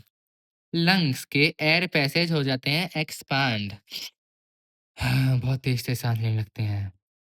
एच से हार्ट रेट जाता है बढ़ और बी से ब्लड वेसल हो जाती है कंस्ट्रिक्शन। जैसे मेरे तो स्ट्रेस में कान लाल हो जाते हैं, खून एकदम जम जाता है उस एरिया में। तो इफेक्ट्स ऑफ स्ट्रेस थे बिहेवियरल, कॉग्निटिव, इमोशनल और फिजियोलॉजिकल, ये सब ऑर्गन्स में। यहाँ पे एक छोटा सा टॉपिक आ जाता है एग्जामिनेशन एंजाइटी, जिसे कहते हैं इवैल्यूएटिव एप्रीहेंशन या इवैल्यूएटिव स्ट्रेस, यानी कि एग्जाम का डर। इससे हो जाती है हमें टेस्ट एंजाइटी, जिससे कि हम पेपर पे फोकस नहीं कर पाते और हम अपने नेगेटिव इमोशंस के बारे में सोचते रहते हैं, यार मैं तो पढ़ा नहीं, यार मैं तो फेल हो जाऊंगा। इसकी वजह से हम सच में फेल हो जाते हैं कि पेपर में हमारा ध्यान नहीं था पूरे टाइम। इसके बिहेवियरल, कॉग्निटिव और फिजियोलॉजिकल इफेक्ट्स भी होते हैं, क्योंकि इमोशन तो भाई ये खुद ही हो गया इमोशन। इंटेंस इमोशनल इफेक्ट्स होते हैं, टेंशन एंड टेस्ट एंजाइटी के नेगेटिव थॉट्स आते हैं, इनएडिक्वेसी, हेल्पलेसनेस और सेल्फ एस्टीम हमारा गिर जाता है बिल्कुल। इससे हो जाता है अटेंशनल ब्लॉक्स आ जाते हैं, हम टेस्ट को ध्यान से देख ही नहीं पाते। एंजाइटी बढ़ जाती है, नेगेटिव सेल्फ सेंटर्ड कॉग्निशन होता है जो हमें डिस्ट्रैक्ट कर देता है। इसका एकमात्र सॉल्यूशन है अच्छे से पढ़ो, प्रिपेयर एंड बी काम। टेस्ट के दिन बिल्कुल काम रहो। टेस्ट एंजाइटी टेस्ट से पहले भी होती है, जैसे कि मुझे अभी हो रही है, और टेस्ट के बीच में भी हो सकती है, जैसे कि अगर तुम नहीं पढ़ोगे तो तुम्हें होगी, और टेस्ट के बाद भी हो सकती है अगर तुम्हारा पेपर बहुत खराब गया। तो पहले कर लो, पहले पढ़ लो, पेपर के दिन काम रहो बिल्कुल। ठीक है। अब stress and health. Stress and health के 6 नंबर का कोड है उक बेबी। कैसे कोड बनाता हूँ मैं, सेंसलेस बिल्कुल। पर इससे याद होता है उक बेबी। देखो 6 नंबर में पॉइंट्स देखो, एक्सप्लेन बाद में करूंगा। यू से अनहैप्पी, सी से क्रॉनिक फैटीग या कैरिंग, पी से पी से क्या है भाई, प्रोलॉन्ग स्ट्रेस में क्या होता है, ई से एग्जॉशन, बी से बर्नआउट, आई से इम्यून सिस्टम। स्ट्रेस और हेल्थ में रिलेशन क्या है? जैसे बहुत बच्चे बीमार हो जाते हैं एग्जाम टाइम में, पेट खराब हो जाता है, नौजिया हो जाता है, डायरिया हो जाता है, बॉडी एक हो जाते हैं, फीवर हो जाते हैं। तो ये सब हम कह सकते हैं कि स्ट्रेस के इफेक्ट हैं हेल्थ पे। हम देखते हैं कि अनहैप्पी लोग अक्सर सिक रहते हैं। क्लास में एक बच्चा होता है तो सब क्लास का सबसे भोंदू बच्चा, उसकी नाक हमेशा बहती रहती है। तो अनहैप्पी लोग ज़्यादा सिक होते हैं। क्रोनिक डेली स्ट्रेस, बहुत अगर डेली बिल्कुल हम स्ट्रेसफुल लाइफ जी रहे हैं, तो हम खुद की केयर करने से भूल जाते हैं। जैसे कि पेपर के टाइम होता है ना, खाना नहीं खा रहे, सो नहीं रहे, तो सेल्फ केयर हम भूल जाते हैं। इसकी वजह से हेल्थ और खराब हो सकती है। तो याद रखो, क्रोनिक डेली स्ट्रेस, केयर करना भूल जाते हैं। अब देखो, अब ये टॉपिक शुरू होता है बर्नआउट का। इसमें देखो उक पे भी, पी से अब हमारा पी है। प्रोलॉन्ग स्ट्रेस से फिजिकल हेल्थ और साइकोलॉजिकल फंक्शनिंग डिटीरियरेट होने लगती हैं। ई से एग्जॉशन, प्रोलॉन्ग स्ट्रेस से एग्जॉशन और एटीट्यूडनल प्रॉब्लम्स आती हैं। जब हमें स्ट्रेस बहुत ज़्यादा होता है पर सपोर्ट बहुत कम होता है, तो क्वेश्चन आए what is the cause of burnout? Cause of burnout is exhaustion and attitudinal problems caused by high stress but little support. ठीक है। अब बर्नआउट की डेफिनेशन होती है state of complete physical, emotional and psychological exhaustion. Physical exhaustion में क्या होता है? क्रोनिक फटीग, सी से, CWE, weakness, low energy, physical exhaustion, chronic fatigue, weakness, low energy. Mental exhaustion, mental exhaustion में इरिटेबिलिटी, एंजाइटी और फीलिंग हेल्पलेसनेस और hopelessness. IAHH, मान लो mentally exhaust हो के तुम कह रहे हो चिल्ला रहे हो। ए से एंजाइटी, हेल्पलेसनेस, होपलेसनेस। और 2 नंबर का क्वेश्चन आता है बर्नआउट डिफाइन करने का।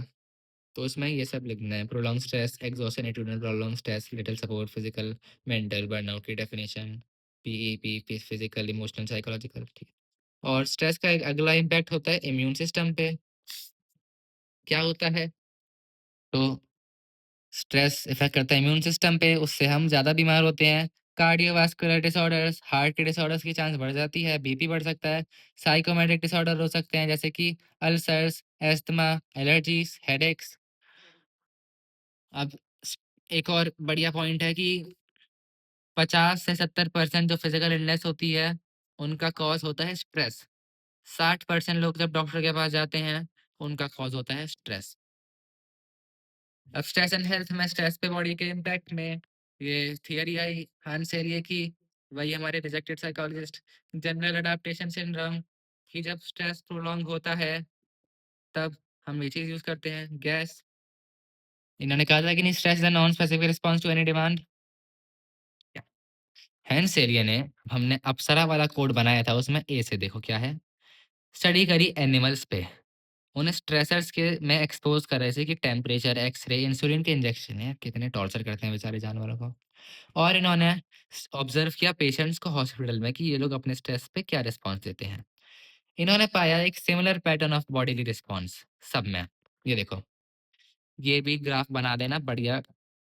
लेवल ऑफ नॉर्मल रेजिस्टेंस, हम नॉर्मल भी थोड़ा थोड़ा एक अराउज लेवल स्टेट पे रहते हैं, है ना, अभी भी पढ़ते पढ़ते भी, चाहे ज़्यादा स्ट्रेस ना हो। पर जब हमारे पास कोई प्रॉब्लम आ जा, एकदम से थ्रेट आता है सामने कोई, तो पहले तो हम डर जाते हैं, ठीक है थोड़ा नीचे गिर गया। उसके बाद शुरू होता है अलार्म रिएक्शन, हम बिल्कुल अलार्म हो जाते हैं, अराउजल लेवल बहुत ज़्यादा बढ़ जाता है। उसके बाद लंबा स्टेज होता है रेजिस्टेंस का, हम फाइट करते रहते हैं स्ट्रेस से, पर फिर हम थक जाते हैं और हम हो जाते हैं एग्जॉस्ट। गिर गया ग्राफ, ये ग्राफ याद कर लेना ऐसे करके। अरे ये तो वो डिवीजन वाला कुछ बन गया ना, स्क्वायर रूट का। गैस स्टेजेस, ए से अलार्म रिएक्शन, कोई स्ट्रेसर होता है हमारे सामने, तो हमारा adrenaline pituitary cortex system activate हो जाता है। इससे हार्मोन्स रिलीज होते हैं फाइट और फ्लाइट वाले। रेजिस्टेंस स्टेज, जब स्ट्रेस प्रोलॉन्ग्ड होता है, तो हमारा parasympathetic nervous system PNS activate हो जाता है। एक्टिवेट क्या, वो तो हमेशा एक्टिवेट होता ही है। It PNS calls for cautious use of bodies resources, क्योंकि अब हमें कन्फ्रंट करके कोप करना है स्ट्रेस से, तो हम बॉडी के रिसोर्स बहुत आराम आराम से यूज करते हैं। Exhaustion, exhaustion is the last stage after continued exposure to the stressor और एनी न्यू स्ट्रेसर, उसके साथ कोई और स्ट्रेसर भी आ जाए। आर बॉडीली रिसोर्सेज ड्रेन, हमारे रिसोर्सेज खत्म हो जाते हैं। और जो साइकोलॉजिकल सिस्टम्स थे, यानी कि ये एपीसी और पीएनएस, ये इनफेक्टिव हो जाते हैं। इसमें स्ट्रेस रिलेटेड डिसीज जैसे कि हाई ब्लड प्रेशर होने के चांसेस हमारे बढ़ जाते हैं, तो एग्जॉशन में हम बीमार हो जाते हैं। हाँ, ये केस स्टडी में बढ़िया आता है, एक केस स्टडी थी, याद आई मुझे। सुमन और उसकी मम्मी, सुमन के घर में लग गई आग, उसकी मम्मी किचन में थी और वो हो गई बेहोश। सुमन आई, सुमन में पता नहीं कहाँ से बहुत ज्यादा एनर्जी आ गई और सुमन ने अपनी मम्मी को बचा लिया और उसके बाद वो दोनों बच गए।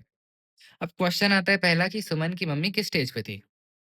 अब मैंने पहली बार उसे गलत करा था, मैंने कहा कि ये तो बेहोश हो गई तो एग्जॉशन पे होगी, पर मार्किंग स्कीम में लिखा था नहीं, अलार्म रिएक्शन, क्योंकि पैनिक हो गया ना, जहाँ भी पैनिक हो रहा है, पैनिक टाइप की सिचुएशन आ रही है, वहां पे अलार्म रिएक्शन है।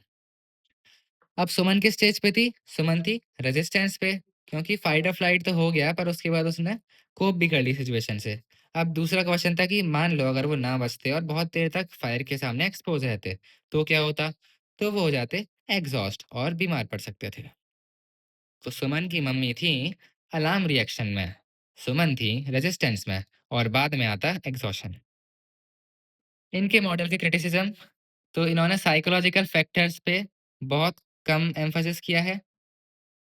फैक्ट फैक्टर्स, ए से अप्रेजल, साइकोलॉजिकल अप्रेजल जैसा कि लाजरस की थियरी में था, वही इंपॉर्टेंट होता है, उसको उन्होंने नजरअंदाज कर दिया है।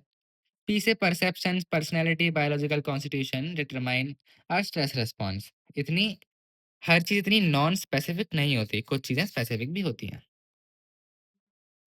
अरे 1 घंटा होने वाला है और हमारे पास बचे हैं 5 पेज, जल्दी जल्दी करते हैं। Stress and immune system, stress causes illness by impairing the working of immune system. अगर 6 नंबर का क्वेश्चन आए इम्यून सिस्टम के ऊपर, तो उसमें इंट्रोडक्शन में ये लिखना है, stress causes illness by impairing the working of the immune system. Psycho neuroimmunology studies the link between mind, brain and immune system. पहला पॉइंट आ गया। साइको माइंड हो गया अपना, न्यूरो ब्रेन हो गया, इम्यूनोलॉजी इम्यून सिस्टम हो गया। It studies the effects of stress on immune system. दूसरा पॉइंट, ल्यूकोसाइट्स होते हैं वाइट ब्लड सेल्स। इनका काम है आइडेंटिफाई एंड डिस्ट्रॉय एंटीजेंस यानी फॉरेन बॉडी जैसे कि वायरसेस। इम्यून सिस्टम में यही काम करते हैं। अब देखो, ल्यूकोसाइट्स के टाइप्स होते हैं, उनका कोड है तितली बनू। तितली बनू। अब एल नहीं है बस इसमें और यू भी नहीं है, तो देखो पहले है T cells. T, T I, T cells destroy invaders. फिर टी आई एक और, अब आ गए T helper cells. They increase immunological activity. And T helper cells, ये एमसीक्यू का क्वेश्चन है, are attacked by HIV AIDS virus. HIV की full form human immunodeficiency virus, AIDS की full form acquired immunodeficiency syndrome. तितली बनू, ब B A, B cells होते हैं, दे प्रोड्यूस एंटीबॉडीज। और नो, एन वी। अब ठीक है, यू का वी कर लो। तितली बनू N V, natural killer cells, they fight viruses, V से viruses and tumour. Natural killer cells में होती है cytotoxicity. It provides the defence against infection and cancer. और साइटोटॉक्सिसिटी अफेक्ट होती है स्ट्रेस से। तो देखो स्ट्रेस से क्या होता है, नेचुरल किलर सेल्स की साइटोटॉक्सिसिटी रिड्यूस हो जाती है। इसका मतलब कि वायरस, कैंसर, इन्फेक्शन के होने के चांस बढ़ जाते हैं। इफेक्ट्स ऑफ स्ट्रेस यहाँ से शुरू हो रहे हैं। अगला, ठीक है, हम अपना क्वेश्चन का आंसर यहाँ से भी स्टार्ट कर सकते हैं। रिड्यूस साइटोटॉक्सिसिटी, सी से। एफ से, हाँ, एफ से तो कुछ नहीं है। सोशल सपोर्ट होता है तो हमारा इम्यून फंक्शनिंग बेटर रहती है। जो लोग बहुत फ्रेंड, जिनके पास सोशल सपोर्ट ज़्यादा होता है फैमिली और फ्रेंड्स का, वो कम बीमार पड़ते हैं। अगर किसी का इम्यून सिस्टम पहले से वीक है तो उसकी हेल्थ और कम हो सकती है स्ट्रेस के बाद। यहाँ पे हमारी बुक में एक डायग्राम था जो हमें पेपर में बना के आना है। मैंने नोट्स में लिख भी रखा है, make this flow chart in exam. तो इफेक्ट्स ऑफ स्ट्रेस में पूरा प्रोसेस क्या होता है, स्ट्रेस से लेकर बीमारी तक का। पहले आते हैं देखो नेगेटिव इमोशंस, फियर, एंगर और हॉस्टिलिटी। अब इनके बाद रिस्पॉन्स में क्या होता है, बिहेवियरल चेंजेस आते हैं जैसे कि angry outbursts, throwing tantrums, withdrawal, hopelessness. और हॉर्मोन्स रिलीज होते हैं। उनसे क्या होता है, हार्मोन से इम्यून सिस्टम वीक हो जाता है, और उससे आगे क्या होता है, इम्यून सिस्टम वीक होगा तो बीमारी तो होगी ही, मेंटल फिजिकल इलनेस। अब ये क्वेश्चन आता है, stress negative emotion, how negative emotion related to immune system या हेल्थ। तो चौथा पॉइंट हो गया हमारा, negative emotions and behaviours like दाह, डिप्रेशन, एंगर, एग्रेशन, हॉस्टिलिटी, इनसे हेल्थ कम हो जाती है। अब ये पूरे क्वेश्चन का कोड था PWI IMH, PWI IMH। P से psychological disorders like panic attacks, OCD, इनके चांस बढ़ जाते हैं। डब्ल्यू से prolong stress causes worries and these worries can reach frightening और पेनफुल फिजिकल सेंसेशन के लेवल को। तो ये मतलब सिंपली पैनिक अटैक बन जाती हैं वरीज, जो कि हार्ट अटैक भी मानी जा सकती हैं, इतनी ज़्यादा पेनफुल होती हैं। तो साइकोलॉजिकल डिसऑर्डर, वरीज, आई से इरेशनल फियर्स, मूड स्विंग्स और फोबियाज। ये नेगेटिव इमोशंस की वजह से होते हैं, irrational fear, mood swing, phobia. और साथ में डिप्रेशन, एंगर, इरिटेबिलिटी। अब देखते हैं how is negative emotion relate to immune systems की फंक्शनिंग। तो the way we interpret our world, give it personal meaning and related with our emotions has a direct effect on our body, हम situation को कैसे देख रहे हैं, हमारे emotions क्या हैं, उससे हमारी हेल्थ पे प्रभाव पड़ता है। Negative mood can result in poor health because emotions are related to health and feelings of hopelessness can worsen diseases and increase the risk of injury death.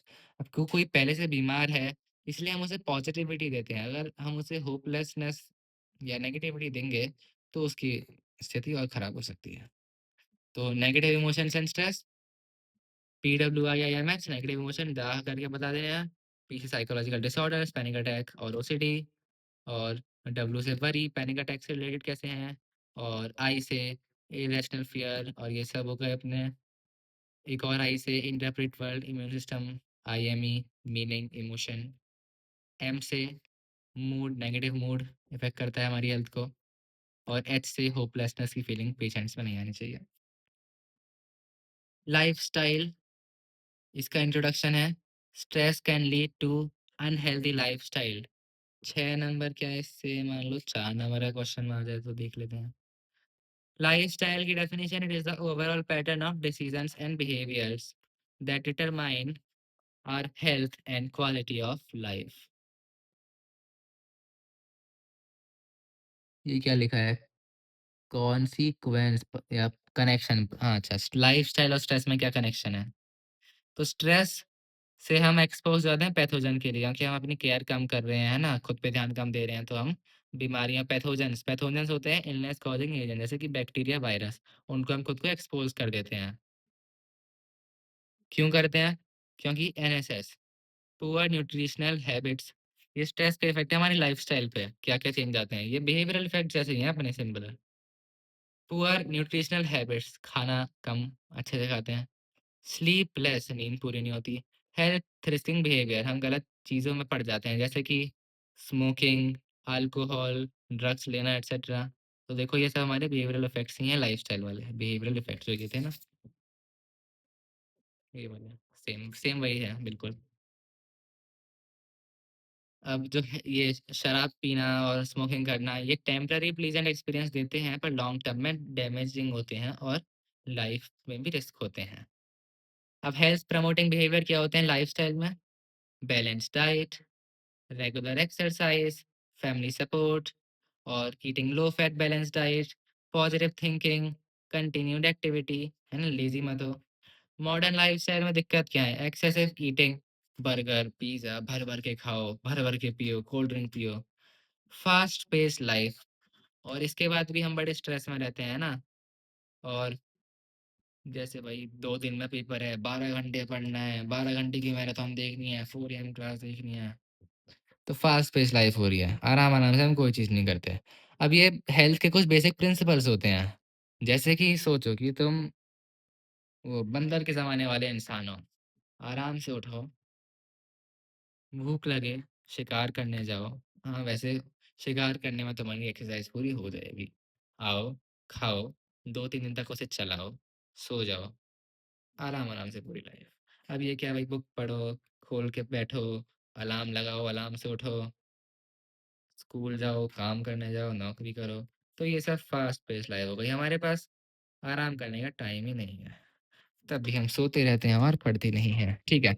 Coping with stress, ये है most asked question इस पूरे chapter का।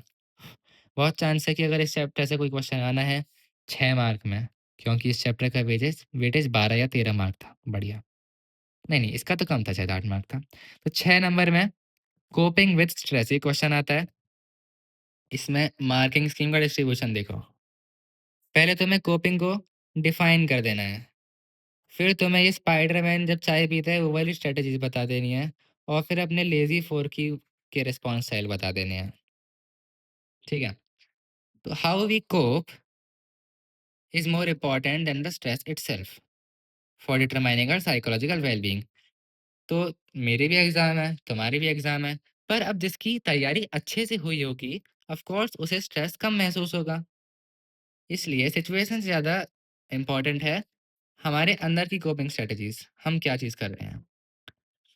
It is how we cope and not the stress experience that influences our psychological well-being, social functioning and health. ये चीज़ question के introduction में लिखनी है। पहला पॉइंट। कोपिंग। कोपिंग की डेफिनेशन, अब एक लाइन याद करने में भी हमें कोड बनाना पड़ रहा है, तो क्या ही कह सकते हैं पर दशहरा। मान लो रावण को स्ट्रेस हो रहा है, उसे कोप करना है, तो दशहरा नाम से हमने कोपिंग स्ट्रेटेजी बना ली। डी से DSSR, dynamic situation specific response. Coping is the dynamic situation specific reaction to stress. Dynamic क्योंकि वो बदल सकता है। अब हमने तीन तरह की स्ट्रेटेजी देखी है, आगे दो और देखेंगे, तो ये चेंज हो सकती है ना, situation by situation, person to person. Situation specific, जो हमें अभी काम करेगी, हमें वो चीज़ लगानी है। और रिएक्शन टू स्ट्रेस। एक और डेफिनेशन इसकी दूसरे पॉइंट में सब मिला के लिख देना। It is a set of concrete responses to resolve the problem and reduce stress. The way we cope depends on our beliefs and experiences. जैसे कि हमारे कुछ डीप सीटेड रिजिड बिलीव्स हो जाते हैं, जिनमें हम शुड शब्द का यूज़ करते हैं। जैसे कि ये जो चीज़ है, ये तो बिल्कुल ऐसे ही होनी चाहिए, ये तो गलत है। जैसे हाँ, केस स्टडी या एमसीक्यू में आ सकता है कि बुक में एग्जाम्पल था ना कि ट्रैफिक में फँस गए, तो ट्रैफिक में तो सब फँसते हैं, सबको स्ट्रेस थोड़ी होता है, तुम्हें स्ट्रेस क्यों आता है? जब तुम बोलते हो कि ये ट्रैफिक बहुत बुरी चीज़ होती है, this should not happen like this, people should learn civic sense, पर वो चीज़ कभी हो ही नहीं सकती, तो तुम्हें अपने बिलीव्स को चेंज करना पड़ेगा। इस शुड को हटा दो, दुनिया जैसी है उसे दुनिया को वैसे रहने दो, ठीक है? To manage stress, we need to reassess the way we think and learn coping strategies. There are individual differences which are overt and covert in the coping strategies. सब लोग अलग-अलग तरह से करते हैं। अब ये एंडलर और पार्कर की coping strategies. Peter Parker end game का गॉन्टलेट, इन्फिनिटी गॉन्टलेट हाथ में लेके पी रहा है टी। टी से टास्क ओरिएंटेड स्ट्रेटजी। देखो, थिंक, असली काम करना है, पढ़ना है तो पढ़ना है। Obtain information about the situation and think about the alternative courses of action and outcome. Decide priorities to deal with stressful situation. तो बड़े एक्टिवली हमें सिचुएशन के सॉल्यूशन को निकालना है। ये था स्कोप। स्कोप, अच्छा, इस कोपिंग स्ट्रेटेजी, सही कोड है। इस कोपिंग में, तो इस कोपिंग में हम क्या करते हैं? इस information about situation, course of action, outcome, priority. Example, example ज़रूरी है। मार्किंग स्कीम में हमने 1-2 नंबर, 3 नंबर मान लो यहाँ सबके। एक-एक नंबर इनका भी है, पर देखो क्या करना है, पहले डेफिनिशन लिखनी है, शॉर्ट में लिखना है, पूरी लिखने की ज़रूरत नहीं है, इन्फॉर्मेशन तक लिख देना चलेगा। इम्पोर्टेंट है एग्जाम्पल, जैसे शेड्यूल माई टाइम बेटर और I will think of the similar problems I have solved in the past. Task oriented. Emotion oriented, HCW, maintain hope and control my emotions. इसमें हम problem पे focus नहीं कर रहे हैं, अपने इमोशंस को कंट्रोल कर रहे हैं बस, कि हम दुखी ना हो। जैसे anger, frustration, venting feelings of anger, frustration. अपने अंदर का जो गुस्सा है, फ्रस्ट्रेशन है, उसे निकाल दो। ये कह के कि nothing can be done now, या फिर खुद को अश्योर करो बार-बार कि ये कोई दिक्कत ही नहीं है, कोई दिक्कत ही नहीं है ना? भगवान जो करते हैं अच्छा करते हैं। इस तरह की थिंकिंग प्रोसेस को हम कहेंगे इमोशन ओरिएंटेड। या तो भाई तुम चिंता कर लो या चिंता मत करो, 2 ही ऑप्शन है और कुछ कर ही नहीं सकते। तो चिंता मत ही करो, कुछ मत करो। Avoidance oriented, DSS, denying, minimize seriousness, conscious suppression. Situation को हमने अवॉइड कर दिया कि छोड़ो, मेरे एग्जाम है, नहीं है, मैं नहीं पढ़ रहा। डिनाइंग और minimizing the seriousness of the stressful situation through conscious suppression of stressful thoughts and replacing them with self protective thoughts. ठीक है कि भाई बहुत टाइम है, टीवी देख लेते हैं, भाई को फ़ोन कर देते हैं, थोड़ा स्ट्रेस कम हो जाएगा, या सोशल एक्टिविटीज़ में पार्ट लेते हैं। लाज़ारुस एंड फोकमैन, उस क्वेश्चन में तुम उसकी जगह पे ये वाली भी लिख सकते हो, इससे अच्छा 6 मार्क का है, दोनों लिख देना। कुछ पता नहीं मार्किंग स्कीम में क्या बदल रहा है। तो ये 2 नंबर का ही आएगा, तो एक में डिफाइन कर देना। डिफाइन क्या करना है? इन्होंने भी कहा same cheese, coping is a dynamic process, it is not an individual state. It is a constantly changing cognitive and behavioral effort to master, reduce or tolerate internal external demands created by stressful situations. याद करने की ज़रूरत नहीं है definition की, बस ये लिख देना कि इन लोगों ने 2 तरह के रिस्पॉन्स दिए, प्रॉब्लम को मैनेज करने के और इमोशन को रेगुलेट करने के। प्रॉब्लम फोकस्ड है, इसे हम मान लो एक्सटर्नल, कि attack the problem itself, gain information about it और alter the event, alter beliefs and commitment, तो इसे हम एक तरह से टास्क ओरिएंटेड जैसा मान सकते हैं। Attack the problem itself, gain information and try to alter the event, इतना लिखोगे चलेगा। It increases our awareness of the situation, our knowledge and it increases the range of our behavioural and cognitive coping options. तो ACO हमारी awareness बढ़ा देता है, हमारी knowledge बढ़ा देता है और हमारे ऑप्शंस बढ़ा देता है। And it reduces the threat value. Example, plan of action. Emotion focused में क्या है? It focus on psychological changes to limit emotional disruptions, कि बस हम ज़्यादा दुखी ना हो जाएं, गुस्सा ना आ जाए, इस चीज़ को हमें कंट्रोल करना है, बाकी हम चीज़ बाद में देखेंगे। It involves minimum effort to alter the event itself. इसमें प्रॉब्लम के ऊपर कुछ ध्यान नहीं देते, बस अपने इमोशन सही कर लो, पहले शांत हो जाओ, बाद में देखना जो चीज़ है। Letting it out of my system, problem को बॉडी से निकालना। दोनों नेसेसरी हैं, पर लोग प्रॉब्लम फोकस को ज़्यादा यूज़ करते हैं। अरे भाई कितना बचा है चैप्टर? थोड़ा सा बचा है, बहुत बचा है। अरे भाई भाई भाई। Stress management techniques. Stress is silent killer. DG हो सकती हैं इससे, लाइफस्टाइल चेंज होते हैं और स्कूल इंडस्ट्री वाले लोग भी इसलिए इन्हें यूज करने की करते हैं। तो रेम बेकवी आर से relaxation techniques reduce symptoms of stress and illness like high blood pressure, heart disease. Lower body से फेशियल मसल के ऊपर जाता है, तो नीचे से हम पैरों से स्टार्ट करते हैं, धीरे धीरे ऊपर करके अपने हेड तक लाते हैं, मसल्स को कॉन्ट्रैक्ट रिलैक्स करते करते। इससे हमारी पूरी बॉडी रिलैक्स हो जाती है। इसमें डीप ब्रीदिंग भी होती है और साथ में मसल रिलैक्सेशन भी होती है, जिससे हमारी माइंड और बॉडी दोनों काम हो जाते हैं। Meditation procedure, yogic method of a sequence of learning techniques of meditation to refocus attention to enter a different state of consciousness. तो हम बाहर की दुनिया की सारे स्टिमुलेशन से अनअवेयर हो जाते हैं और क्या कहते हैं, आत्मा में भ्रमण करने लगते हैं, हम आत्मानंद का एहसास करते हैं, इससे हमारी ध्यान लग जाता है, अटेंशन। याकू मेडिटेशन, याकू योगिक और अटेंशन, कॉन्शियसनेस, अनअवेयर। बायोफीडबैक क्या था वो? वो अल्ट करके की होती है ना कंप्यूटर में, ऑल्टरनेट होता है, क्या होता है पता नहीं मुझे, जो भी है ये इसका कोड है।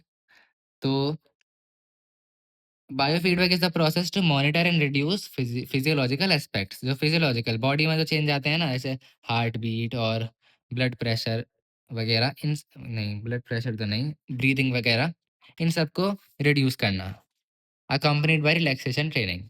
इसके 3 स्टेज होते हैं, देखो। ए से है awareness of particular physiological response, कि तुम्हारे एक मशीन सी लगा के वो कुछ डॉक्टर वगैरह करते हैं कि जैसे हार्ट रेट अब तुम्हारा निकाल रहे हैं, तो वो अवेयरनेस हो गई।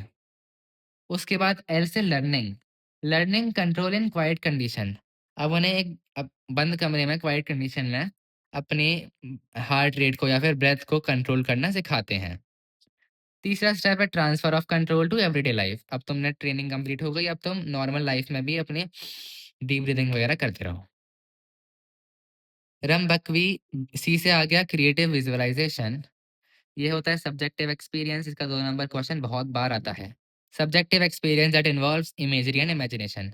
आँख बंद करके एक सीन इमेजिन कर रहे हो, जैसे यूट्यूब पे सर्च करोगे गाइडेड क्रिएटिव विजुअलाइजेशन मेडिटेशन, तो वैसे कहते हैं कि imagine a scene, you are sitting in a plain green valley, sunlight, waterfall की साउंड आ रही है और ऐसे ऐसे करके, तो creative visualisation.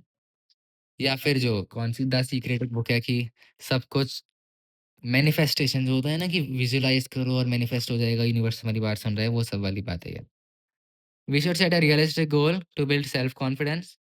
If we practise it in quiet mind with our body relaxed and eyes closed, इससे इंटरफेरेंस कम होती हैं और हमारी क्रिएटिव एनर्जी बढ़ जाती है। तो बिल्कुल द सीक्रेट वाली फालतू बात हो गई। टू टर्न द हमारी इमेजिनेशन टू रियलिटी, तो इमेजिन करो कितने जितने नंबर चाहिए उतने की अपने रोज रात सोने से पहले मार्कशीट इमेजिन करो, उतने नंबर तुम्हारी मार्कशीट पे छपे हुए हैं।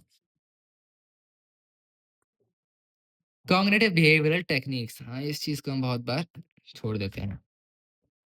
माइसेनबाउम ने दी थी स्ट्रेस इनोक्यूलेशन ट्रेनिंग। इनोक्यूलेशन का मतलब स्ट्रेस से हमें इम्यून बनाना। To replace negative thoughts with and irrational thoughts with positive and rational thoughts. इतना लिखोगे तो भी चलेगा, पर आगे लिख देना। देखो एएसए, एक एएसए कौन सी ट्रायंगल की कोई प्रॉपर कॉन्ग्रुएंस की प्रॉपर्टी होती है ना, एंगल साइड एंगल। तो कॉग्निटिव बिहेवियरल टेक्निक, इसमें देखो 3 शब्द हैं। स्ट्रेस इनोकुलेशन ट्रेनिंग, इसमें भी 3 शब्द हैं। तो 3 शब्द का मतलब 3 साइड।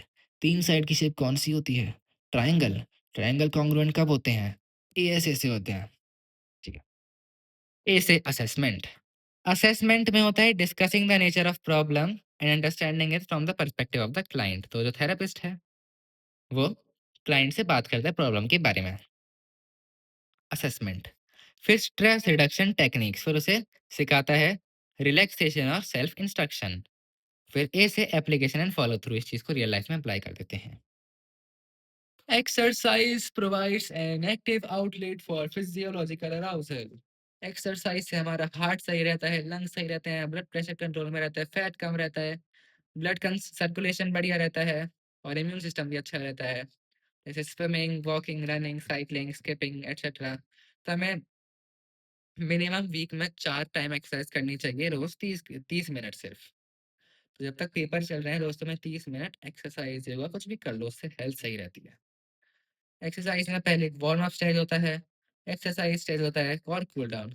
ये 15 मिनट का वार्म अप होता है, 15 मिनट का कूल डाउन होता है, एक्सरसाइज का 15 मिनट। ठीक है। एक्टिव आउटलेट का मतलब है कि तुम्हारे जो हार्मोन्स रिलीज होते हैं ना, फाइट और फ्लाइट वाले, एड्रेनालिन बढ़ जाता है, वो सब एक्सरसाइज के जरिए एक तरह से फ्रस्ट्रेशन पूरी बाहर निकल जाती है, वो सब इसमें यूज हो जाते हैं, जिससे कि हम वापस काम हो जाते हैं। तो ये ट्राई करना कभी पढ़ते पढ़ते, वैसे ये तो रूटीन में होना ही चाहिए कि एक टाइम बना लो जब तुम्हारे बिल्कुल पीक पे पढ़ाई हो चुकी है, बस अब इसके बाद थोड़ा सा और पढ़ना है और बहुत स्ट्रेस आ रहा है, तो एक्सरसाइज योगा वगैरह योगा कर लो, मेडिटेशन कर लो, ऐसा कुछ। ये तो करना पड़ेगा। Promoting positive health and wellbeing. एक मिनट भाई, कुछ हेडिंग में गड़बड़ हो रही है। अच्छा, अच्छा, अच्छा, इसी के अंदर था सब कुछ। पॉजिटिव एटीट्यूड, इमोशनल और सोशल सपोर्ट से हम क्राइसिस के बाद भी अपनी लाइफ को रीबिल्ड कर सकते हैं। जैसे लाइफ में कोई बहुत बड़ी प्रॉब्लम आ गई, ट्रॉमेटिक सिचुएशन, उसके बाद अगर हम ऑप्टिमिस्टिक हैं, हमारे पास फैमिली फ्रेंड्स का सपोर्ट है, तो हम उससे कोप कर सकते हैं। अब ये कोप करने के लिए एक चीज़ थी, स्ट्रेस रेजिस्टेंट पर्सनैलिटी, कोबासा। ये मैंने कोबरा क्यों बना रखा है? कोबासा ने स्टडी में पाया कि कुछ लोग होते हैं जो जिनकी लाइफ में स्ट्रेस तो बहुत ज़्यादा होता है, पर वो बीमार नहीं पड़ते, स्ट्रेस के इफ़ेक्ट उन पे नहीं दिखते। तो उन्होंने कहा कि एक होते हैं hardiness traits. Hardiness traits are a set of beliefs about oneself and the world and how they interact. अपने बारे में हमारे कुछ बिलीफ्स होते हैं, हम कॉन्फिडेंट होते हैं, इन्हें कहते हैं हार्डनेस ट्रेट्स। इसमें होते हैं 3 C's, commitment, control and challenge.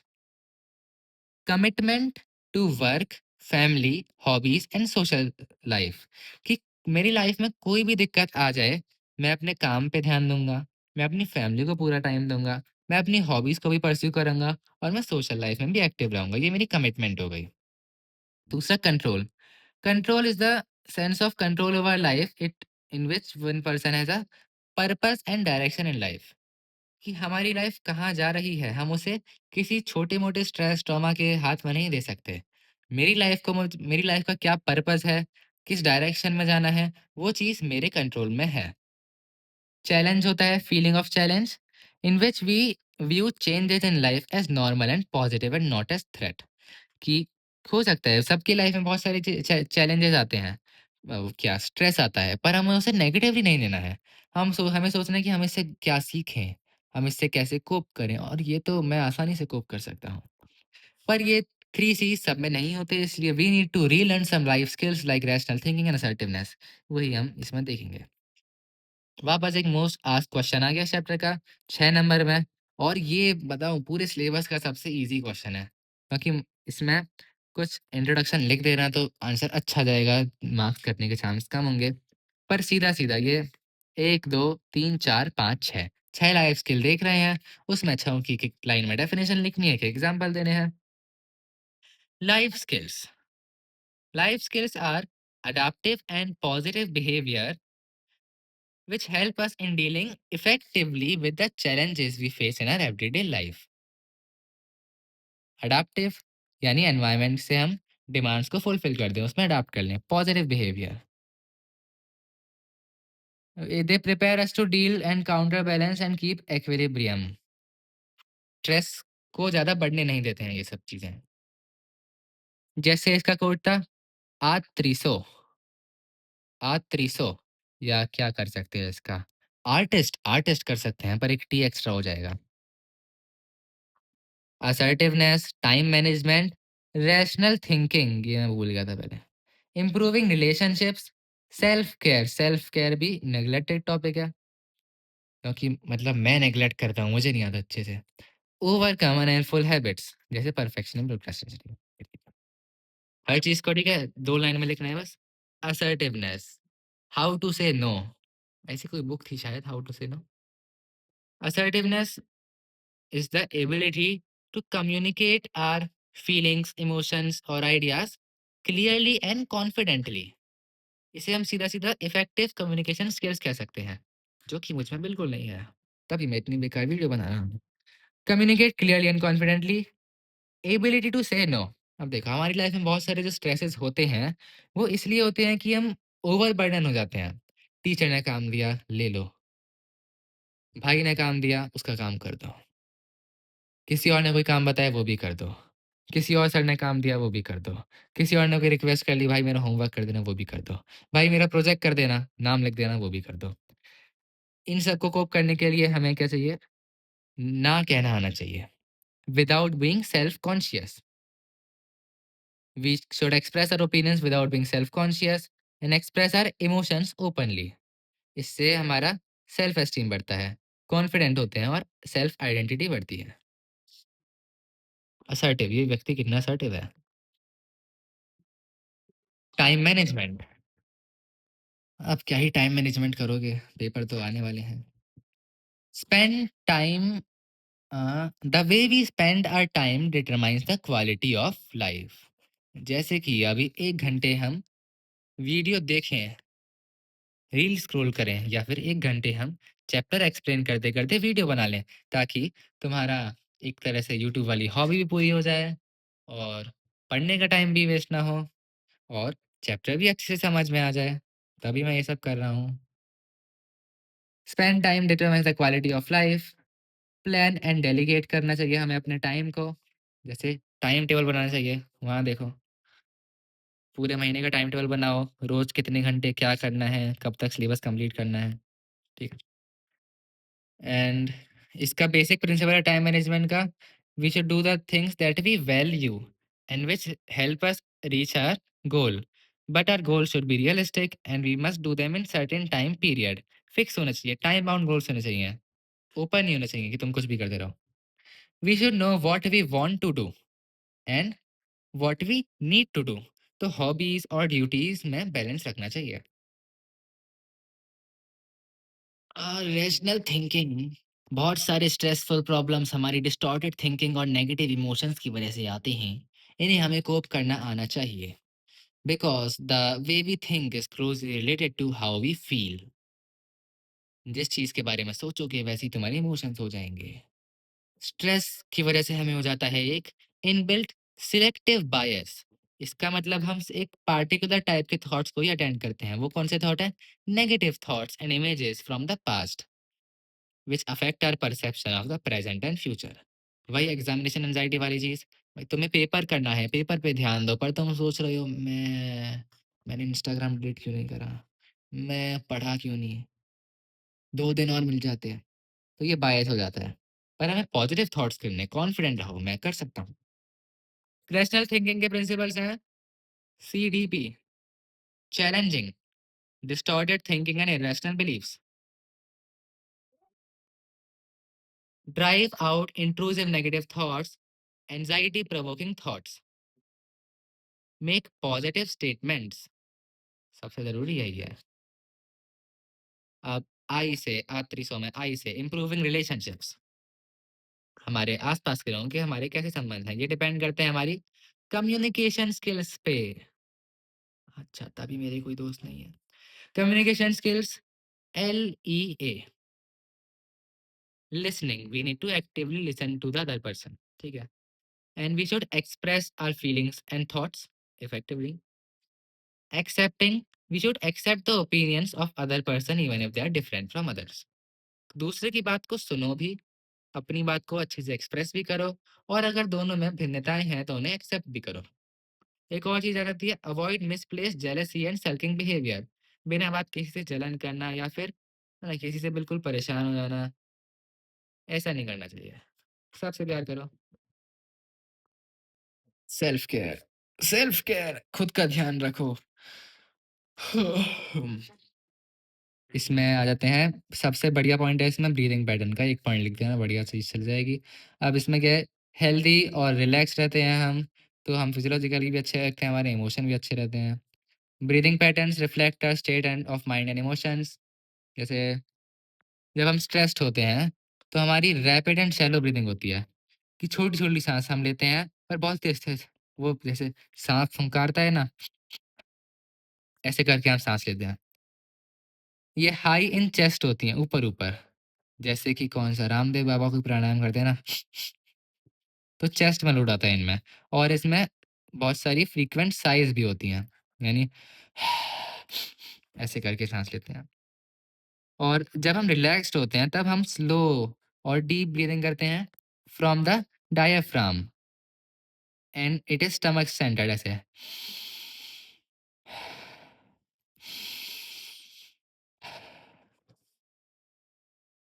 Self care में एक अब देखो, सेल्फ केयर में ब्रीदिंग पैटर्न्स आ गए, अब दूसरी चीज आती है मूड।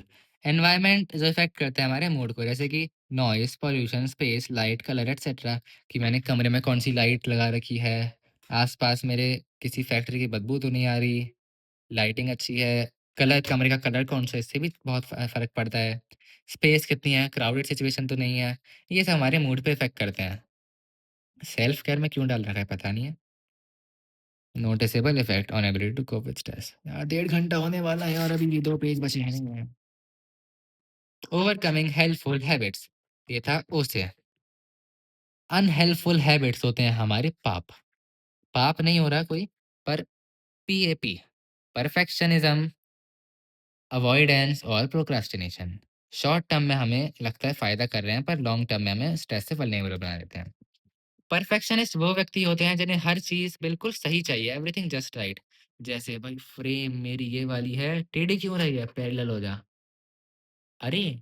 पर अब तो ये टेढ़ी हो जाएगी, पैरेलल हो जा। कुछ कर ही नहीं पाओगे ऐसे, ठीक है। Difficulty in varying standards and according to the required time, effort, consequences of not stopping. Perfectionist सबका ध्यान नहीं देते, वो बस लगे रहते हैं।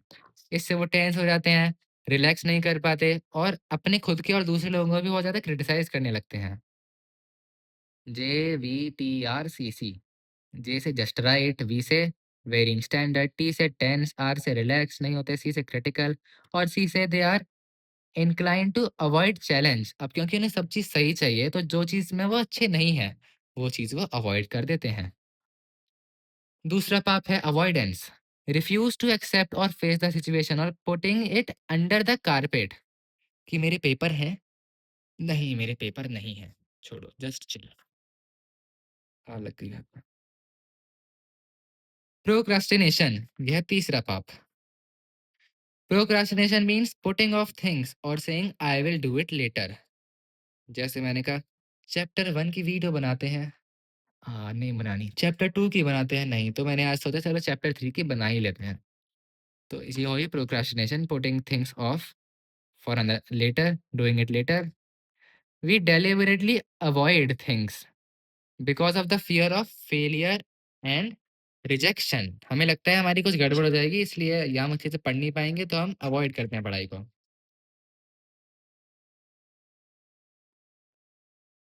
Positive health, positive health Johnny Depp's, diet, exercise etcetera.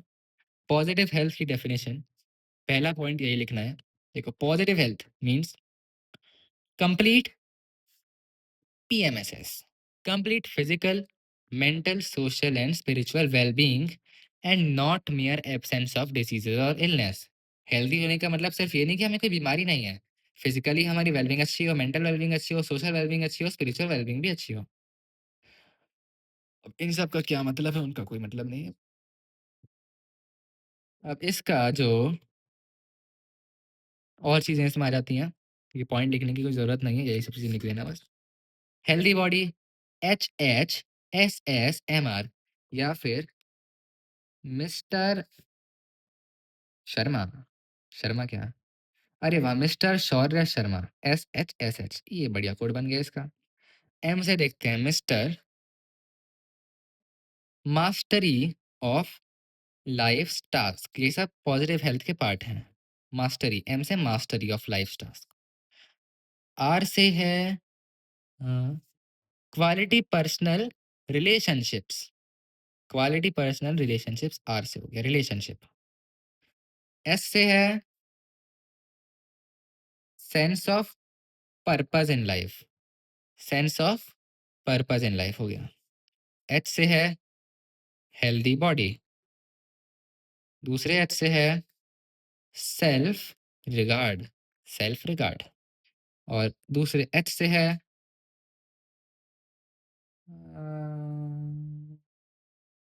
पता नहीं क्या है, कहाँ लिखा हेल्दी बॉडी, तो शायद तो भूल गया मैं दूसरे एच से क्या है। तो मिस्टर शौर्य शर्मा मास्टरी और relationships, sense of purpose, healthy body, self regard. मुझे दिख क्यों नहीं रहा एच से क्या है। एच से है क्या है, आर से क्या है, पता नहीं क्या है। ठीक है, अब एक टॉपिक इसमें चलिए बाद में करते हैं, अलग चीज़ है। डाइट, पॉजिटिव हेल्थ, इनको लाइफ स्किल से कंफ्यूज मत करना। एक असर्शन रीजन का क्वेश्चन था जिसमें असर्शन में लाइफ स्किल्स की डेफिनेशन दे रखी थी और रीजन में ये सब चीज़ें दे रखी थी। अब वो वैसे तो सही था, सेंस बन रहा था, पर ये टॉपिक ही अलग है। ये है पॉजिटिव हेल्थ एंड वेलबींग और वो था लाइफ स्किल्स। ठीक है, क्या आ गया? डाइट सबको पता है, बैलेंस डाइट लेनी चाहिए। इससे हमारा मूड अच्छा रहता है, एनर्जी रहती है। मसल, MEM याद कर लो। इतना 3 पॉइंट सही से सही रहेंगे। मूड, एनर्जी और मसल्स को खाना मिलता है, सर्कुलेशन बढ़िया रहती है, इम्यून सिस्टम अच्छा होता है, इलनेस नहीं होती और हम we feel better to cope with stress. इसमें मेन पॉइंट है कि हमें 3 मेन मील्स लेनी चाहिए, ब्रेकफास्ट, लंच, डिनर। और न्यूट्रिशन जो डिपेंड होता है वो हमारी एक्टिविटी, जेनेटिक्स और क्लाइमेट और हेल्थ हिस्ट्री पे डिपेंड होता है, तो सब में अलग-अलग है कि किसी को कौन-सा खाना खाना चाहिए। अब कुछ लोग हेल्दी डाइट लेके वेट और स्ट्रेस कंट्रोल कर सकते हैं, कुछ लोग पर ओबीस भी रह जाते हैं, ये सब बिहेवियरल प्रोसेस है, इससे कोई फ़र्क नहीं पड़ता। जब हम स्ट्रेस होते हैं, ये 2 पॉइंट लिख देना इसमें, ठीक है? 3 मेन मील्स और stress. When we are stressed we take comfort food जैसे कि फैट्स, सॉल्ट, शुगर। एक्सरसाइज़, ये भी पढ़ा ही था, इसमें थोड़ा अलग लिखा है बस। फिजिकल फिटनेस हेल्थ से रिलेटेड है। अब देखो यहाँ पे, वहाँ देखो मेन चीज़ है लाइफ स्किल और इसका डिफरेंस। लाइफ स्किल का जो पर्पस था वो था चैलेंजेस, यानी कि स्ट्रेस से डील करना, और ये पॉजिटिव हेल्थ की चीज़ें, इनका मेन मीनिंग है हेल्थ इंप्रूव करना। दोनों अलग चीज़ें हैं। तो डाइट, एक्सरसाइज, वहाँ हमने एक्सरसाइज पढ़ी थी स्ट्रेस को कम करने के लिए, यहाँ पढ़ रहे हैं हम हेल्थ बढ़ाने के लिए। लाइफ़स्टाइल चेंज है बढ़िया, सब यूज़ कर सकते हैं इसे, और रोज़ रेगुलर एक्सरसाइज करने से वेट और स्ट्रेस कंट्रोल रहता है। टेंशन, एंग्ज़ायटी, डिप्रेशन भी कम होता है। 2 तरीके की एक्सरसाइज होती हैं, एक तो स्ट्रेचिंग जैसे कि योगा, ये कामिंग इफ़ेक्ट होता है इनका, और एक एरोबिक होती है जैसे कि जॉगिंग, स्विमिंग, साइक्लिंग, इनको अराउज़ल बढ़ा देते हैं। और ये एक्ट करता है स्ट्रेस बफर के लिए, तभी हमें अपनी रूटीन में, खासकर एग्ज़ाम टाइम में एक्सरसाइज डालनी चाहिए क्योंकि स्ट्रेस बफर होता है एक। कि अब हम एक्सरसाइज करने के बाद जितना भी हमारे दिन का स्ट्रेस था वो सब खत्म हो गया, अब हम नई शुरुआत कर सकते हैं। Fitness is related to mental and physical well-being even in negative events. Positive attitude main तरीका है प्रॉपर पर्सपेक्टिव से देखने का चीज़ों का, कि जो चीज़ जैसी है हमें वैसे देखना चाहिए। जैसे कि एग्ज़ाम्पल है कि पॉजिटिव एटीट्यूड, एक छोटी-सी छिपकली हमारी दीवार पे बैठी है, नहीं बैठी यहाँ पे डरना मत। तो अगर हम देखें अरे छिपकली आ गई, पर हम एक्यूरेट परसेप्शन ऑफ रियलिटी करें ये छोटा-सा जानवर मेरा क्या कर लेगा, रहने दे यहाँ पे। तो वो हमारा पॉजिटिव एटीट्यूड है, हम हेल्थी रहेंगे और स्ट्रेस भी कम रहेगा। Accurate perception of reality A से आ गया। पी से sense of purpose in life and responsibility, acceptance and tolerance of different opinions and accepting the credit for success and blame for failure. Positive attitude, हमें अब attitude बहुत अच्छा रखना है। Open to new ideas and we should also have a sense of humour. तो healthy रहने के लिए सेंस ऑफ ह्यूमर भी बहुत जरूरी है, हंसी मजाक करते रहो और खुद पे हंसना तो और भी ज्यादा जरूरी है, क्योंकि इससे हम सेल्फ सेंटर्ड नहीं बनेंगे। नहीं, सेल्फ सेंटर्ड नहीं, हम सेंटर्ड रहेंगे। ठीक है। पॉजिटिव थिंकिंग सिंपल एक पॉइंट है। ऑप्टिमिस्टिक रहो। ऑप्टिमिस्टिक का मतलब क्या है? We should expect favourable life outcomes, जबकि जो पेसिमिस्ट होते हैं दे एंटिसिपेट डिजास्टर। हम अच्छा सोच रहे हैं और वो बुरा सोचेंगे। We should adversity can be handle successfully, हम सोचते हैं हम चैलेंज को सक्सेसफुली हैंडल कर सकते हैं। And we are problem focused and we should also seek advice and help. पर पेसिमिस्ट क्या करते हैं कि स्ट्रेस को इग्नोर कर देते हैं, एक तरह से अवॉइडेंस वाली स्ट्रेटेजी लगा रहे हैं और गोल को गिव अप कर देते हैं और स्ट्रेस को डिनाई कर देते हैं। मेन चीज़ है गिव अप कर दिया उन्होंने, और हम जो है हम प्रॉब्लम फोकस्ड हैं। हम ऑप्टिमिस्ट हैं, ठीक है। सोशल सपोर्ट, सोशल सपोर्ट की डेफिनेशन एक लाइन में ये लिखोगे चलेगा। इससे अलग क्वेश्चन आ सकते हैं कि इसमें 3 टाइप आ जाते हैं, 4 नंबर का क्वेश्चन आ सकता है इससे। Existence and availability of people on whom we can rely upon। मुसीबत की स्थिति में ऐसे लोग जिनकी मदद हम ले सकते हैं, उनकी एग्जिस्टेंस, उनका होना ही सोशल सपोर्ट होता है। These people who let us know that they care for us, they value us and they love us। तो ऐसे लोग जो हमसे प्यार करें, हमारी केयर करें और हमें वैल्यू करें, वो लोग हमें सोशल सपोर्ट प्रोवाइड करते हैं। सोशल नेटवर्क्स होते हैं, कम्युनिकेशन और म्यूचुअल ऑब्लिगेशन से बनते हैं।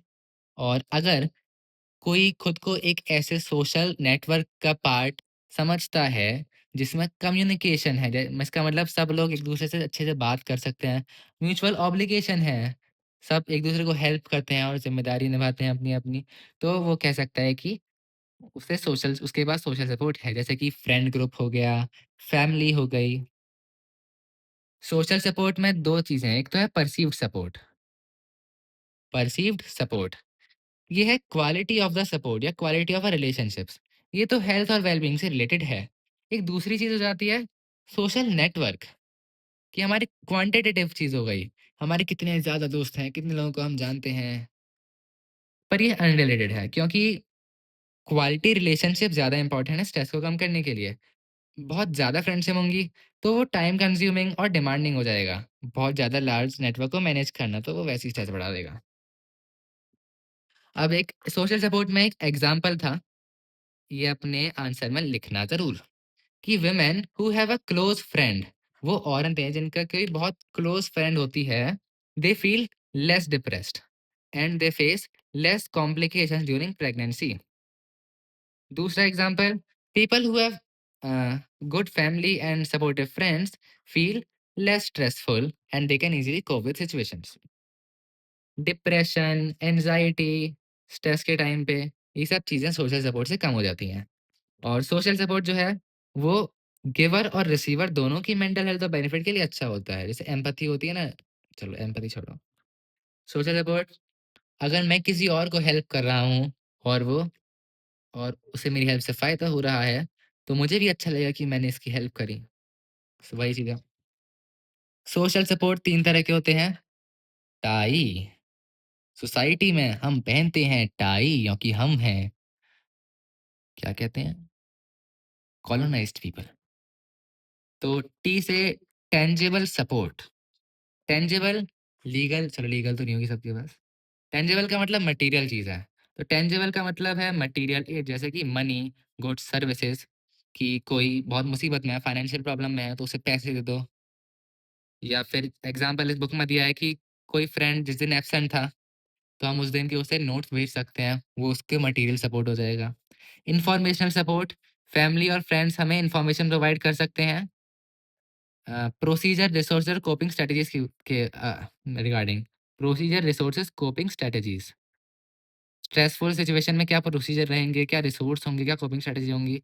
जैसे कि एग्ज़ाम टाइम में हम अपने किसी सीनियर से पूछ सकते हैं, भैया-दीदी से पूछ सकते हैं कि भैया एग्ज़ाम में क्या माहौल रहता है पेपर का, कितना टफ पेपर आता है, तो हम उसे इन्फॉर्मेशन मिल सकती है उनसे।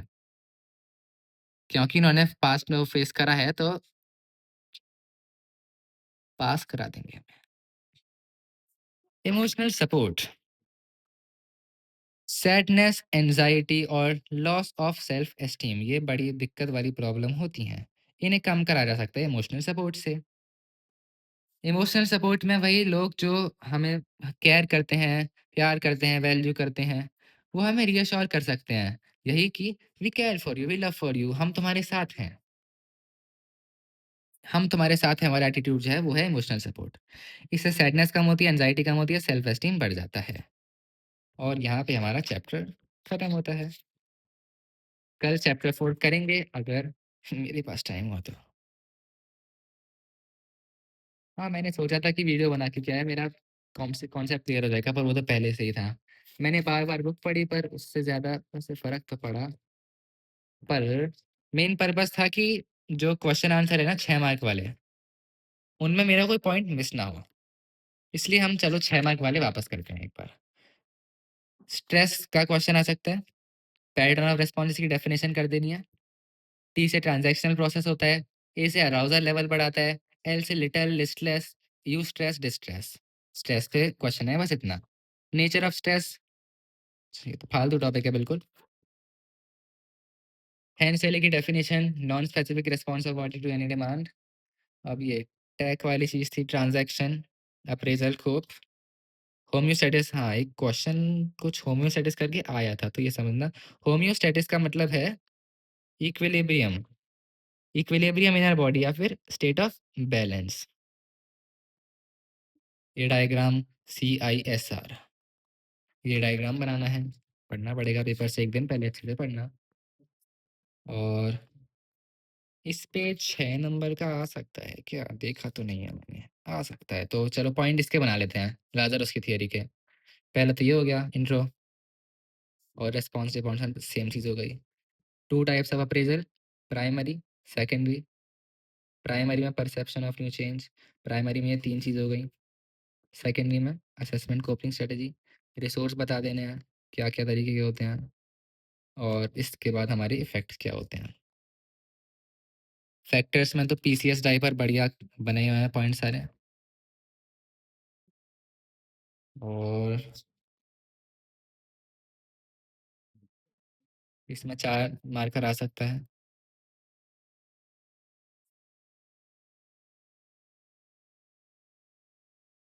चलो कोड बना लेते हैं ना इसका। Way we respond varies, very करता है। क्यों वेरी करता है? पर्सनैलिटी, अपब्रिंगिंग, लाइफ एक्सपीरियंसेस की वजह से।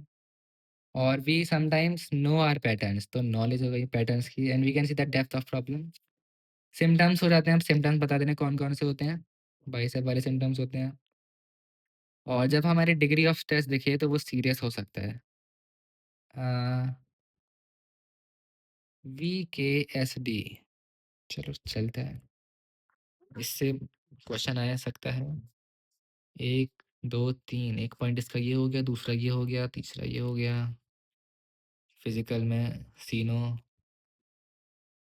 साइकोलॉजिकल स्ट्रेस ये बढ़िया 6 नंबर नहीं 4 नंबर का आएगा इससे तो।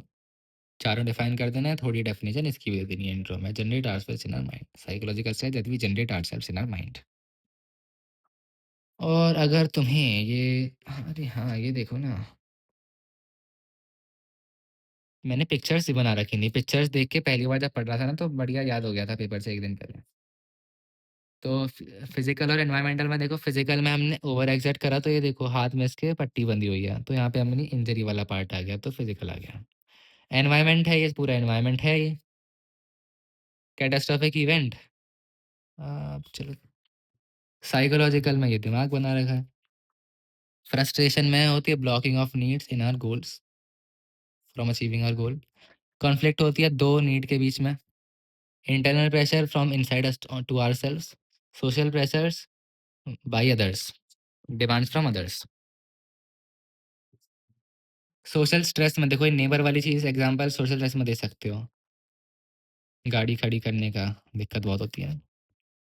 और पार्टी और घर पे बैठ के एक बुक पढ़ने का एग्जांपल था। सोर्सेज़ में life events, really hassles, traumatic events थे। और हैसल्स में देखो ये सब था। ट्रॉमेटिक इवेंट्स में सुनामी या फायर लग सकती है। एफिडेविट, ये एफिडेविट कोड बड़ा बढ़िया था। ये एक ही चीज़ याद रहती है मुझे हमेशा, anxiety, flashback, dream, intrusive thoughts. इस पे 4 नंबर का आ सकता है क्या? 3 नंबर का तो आ सकता है, देखते हैं। ई से एक्सट्रीम इवेंट हो गया, और इफ़ेक्ट जो होते हैं वो लैप्स ऑफ टाइम के बाद आते हैं। पर्सिस्ट हो जाते हैं एफिडेविट के थ्रू, और रिलेशनशिप्स भी स्टेन होती हैं, और प्रोफेशनल हेल्प यूज़ करनी पड़ती है। इफ़ेक्ट्स में अब सिंपल अगर हम करें तो 2 नंबर या 3 नंबर हम लिखना, तो देखो फूड का हो गया, ट्रैंक्विलाइज़र, और ये सॉ जो था sleep, absenteeism, work performance. Cognitive में ओडीसीएम था, overload, decision making, concentration, memory. Emotional में मिया adapt, mood swings, erratic behaviour, anxiety, depression, physical tension, psychological tension. बस ये पॉइंट्स पॉइंट्स लिख देना हल्का सा इस्तेमाल लगा के सेंटेंस में। एग्जामिनेशन एंजाइटी जो है वो केस स्टडी में आ सकता है। नॉर्मल तो क्वेश्चन इससे नहीं आएगा, तो डेफिनेशन हल्का हल्का देख लो बस, कि एग्जाम के टाइम में जो हमें एंजाइटी होती है वो एग्जामिनेशन एंजाइटी होती है। फिजियोलॉजिकल इफेक्ट्स का क्वेश्चन आ सकता है, और इसे रेस्पॉन्स के साथ बिल्कुल भी कंफ्यूज नहीं करना है।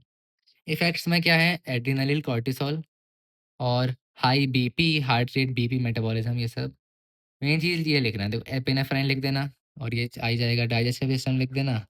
लंग पैसेज, ये फिगर याद कर लो ना, देखो हार्ट रेट बढ़ गया, पेट खराब हो गया, लंग पैसेज एक्सपांड हो गए, और ब्लड वेसल कंस्ट्रिक्ट हो गई।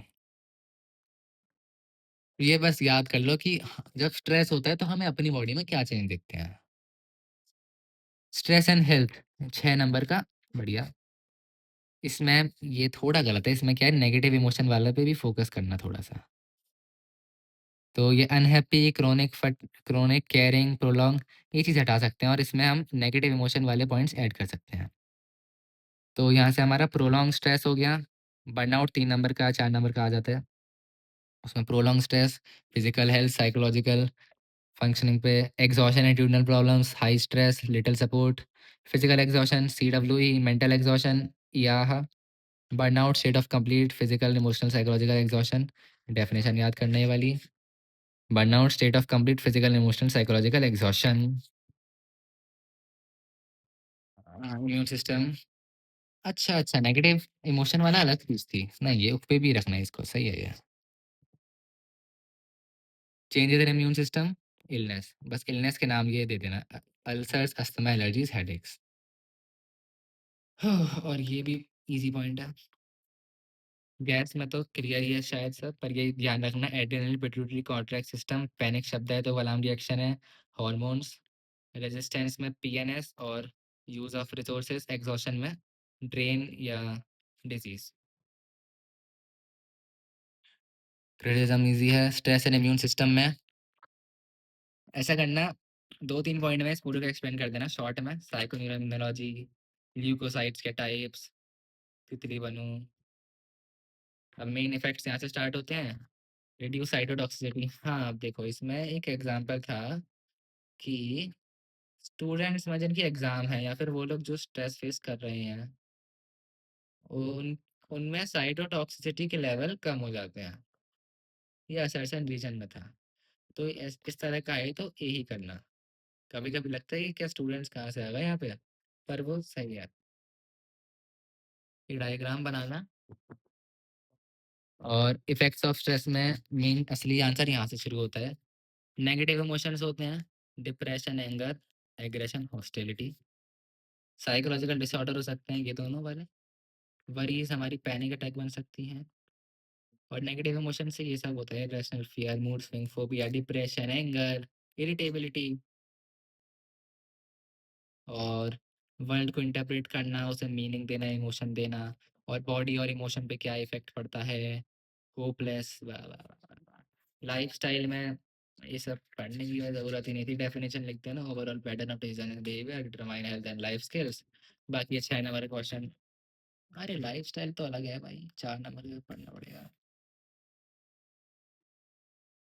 पैथोजन से एक्सपोज हो जाते हैं, कोड बनाते हैं, लाइफ स्किल का कोड बनाते हैं। Overall pattern, pathogen, poor nutritional habits, sleep disturbance, health risking behaviour, health promoting behaviour हो जाता है बैलेंस डाइट एक्सेट्रा। और मॉडर्न लाइफस्टाइल, ये सब 6 नंबर भी बन सकते हैं, यहाँ पर आएगा नहीं। कोपिंग में क्लियर है, सब कुछ बिल्कुल क्लियर है, मुझे क्लियर है। अब ये एंडलर पार्कर टी ये याद कर लो, पक्का 6 नंबर। डेफिनेशन याद कर लो, DSSR दशहरा। मैंने ये चीज़ भी बस 1-2 पॉइंट में करके लिख देना पूरा, ठीक है? बस इतना लिखना। Problem focus, attack problem directly, example लिख देना। Emotion focus, limit emotion disruption, example लिख देना। स्ट्रेस मैनेजमेंट टेक्निक, इसमें कोई इंट्रोडक्शन वगैरह कुछ नहीं है, बस वो पूछेगा 3-4 को डिफाइन कर दो। तो बस ये नाम याद, मेन चीज़ है नाम याद करना, उसके बाद एग्जाम्पल दे के लाइन अपने आंसर, अपने शब्द में आंसर आंसर बनाना, नंबर मिल जाएंगे। तो बस ये याद कर लो। ज़्यादा नहीं हो रही तो ये रिलैक्सेशन टेक्निक, मेडिटेशन और क्रिएटिव विजुअलाइजेशन। एक्सरसाइज, एक्सरसाइज तो ईज़ी बना के लिख दोगे। Relaxation technique, meditation, creative visualisation, exercise, 4 number का ये लिख देना। वरना तो 6 की 6 याद करनी पड़ेंगी। बायो फीडबैक भी है, ये थोड़ा अलग सा था, इसे अल्ट करके याद कर लेना। या बायो फीडबैक में ये इमेज देख लो। बायो फीडबैक का प्रोसेस कुछ ऐसा ही दिखता है। CBT आ सकता है 2-3 नंबर में, वैसे आएगा तो नहीं। ये ASA से याद कर लेना, assessment, stress inoculation, application. Mason bomb, ये साइकोलॉजिस्ट का नाम याद रखना, मेशन बॉम्ब। इसने स्ट्रेस इनोकुलेशन ट्रेनिंग डेवलप करी थी। और ये रेजिस्टेंस पर्सनैलिटी, हार्डनेस ट्रेट्स, इसमें भी 2-3 नंबर का क्वेश्चन आ सकता है, तो हार्डनेस और 3 C's उन सबको डिस्क्राइब कर देना। फिर लाइफ स्किल का क्वेश्चन है, तो रीलन वाला पार्ट डाल देना इसमें इंट्रोडक्शन में, फिर लाइफ स्किल डिफाइन कर देना, डीलिंग विद चैलेंजेस। और इस सब की ज़रूरत नहीं है कुछ, सिर्फ इनमें से जितनी 6 पूछे हैं तो 6 की 6 लिख देना। ये मत सोचना कि 1 पॉइंट इंट्रोडक्शन का हो गया और 6 मैंने बाद में 5 लिख दिए। 6 की 6 लिखनी है अगर 6 मार्क का क्वेश्चन आया। 4 नंबर का आया तो 4 लिखनी है, वैसे उसमें लिखा होगा कितनी लिखनी है। असर्टिवनेस हो गई, time management 3, rational thinking, improving relationships. इसे मैं भूल जाता हूँ, पता नहीं क्यों बार-बार। सेल्फ केयर में सेल्फ केयर से रिलेटेड कुछ है नहीं, इसलिए पॉइंट्स याद रखना। सेल्फ केयर में एक तो ब्रीदिंग पैटर्न्स हो गया और एक एनवायरनमेंट और मूड हो गया। अब ओवरकमिंग हेल्पिंग अनहेल्पफुल हैबिट्स, ओ से पाप। Perfection is avoiding procrastination. Positive health की डेफिनेशन ज़रूरी है याद करना, physical, mental, social, spiritual well-being, not mere absence of diseases. बाकी ये सब ज़रूरी नहीं है। रेज़िलियंस में अरे यार सही है, ये टॉपिक ही रह गया था अभी तो। आओ पढ़ते हैं resilience. Resilience to stress, trauma and change, ये भी एक अच्छा, जो हमारा इसमें आर था ना एक, वो रेज़िलियंस था। और ये जो आर था ना, कौन-सा? ये कुछ और था। Resilience is the dynamic developmental process, मैंने अभी-अभी बुक से डेफिनिशन रटी थी। Resilience is the dynamic developmental process which refers to the maintenance of positive adjustment under challenging condition. It is the capacity to bounce back, यानी कोई challenging condition आए तो हम bounce back कर सकते हैं। ये ability, इसमें self worth, self confidence, autonomy, self resilience, positive role models, confident, cognitive skills, flexibility, belief of purpose, ये सब चीजें आ जाती हैं। इंपॉर्टेंट चीज है ये, 3 रिसोर्स होते हैं रेजिलियंस में। I have, I am, I can. I have में सोशल और इंटरपर्सनल सपोर्ट या स्ट्रेंथ आ जाता है। आई हैव, जैसे example, I have people who love me, I have people whom I can trust. I am में आती हैं मेरी इनर स्ट्रेंथ्स, जैसे कि I am respectful of my self and others. I can, I can में आती है इंटरपर्सनल या और प्रॉब्लम सॉल्विंग स्किल्स, जैसे I can solve problems, I can plan ways to solve problem. किसी में अगर रेजिलिएंट पर्सनैलिटी, किसी में रेजिलियंस है, उसके लिए उसके पास एक से ज़्यादा यानी कि मिनिमम 2 चीज़ें होनी चाहिए। अब किसी के पास सिर्फ़ आई एम है कि भाई मैं तो बहुत ज़्यादा कॉन्फिडेंट हूँ, पर ना तो मेरे पास किसी का सपोर्ट है, ना रिसोर्सेज़ हैं, ना ही मेरे पास कोई स्किल है, तो मैं क्या ही कर लूँगा। कुछ स्टडीज़ दिखाती हैं कि पॉवर्टी और डिसएडवांटेज लाइफ़ जीने डिसएडवांटेज बच्चों में भी रेज़िलियंस होती है, जिसकी वजह से वो कैपेबल एडल्ट्स बन जाते हैं। ये टॉपिक रह गया था, ये है पॉज़िटिव हेल्थ का पार्ट। अब देखो पॉज़िटिव हेल्थ में डेप्स आर से रेज़िलियंस हो गया था, डाइट, एक्सरसाइज़, पॉज़िटिव एटीट्यूड और पॉज़िटिव थिंकिंग और सोशल सपोर्ट। एक-एक लाइन में सबको डिफ़ाइन करना है, ये सब ज़्यादा इसमें दिमाग लगाने की ज़रूरत नहीं है पढ़ने की, एक लाइन में डिफ़ाइन करने का रहेगा बस। सोशल सपोर्ट, हाँ, इसके टाइप देखना टेंजिबल, इन्फॉर्मेशनल, इमोशनल। तो एग्ज़ाम आ रहे हैं, हमें स्ट्रेस मैनेज करना सीखना चाहिए। बस, थैंक यू।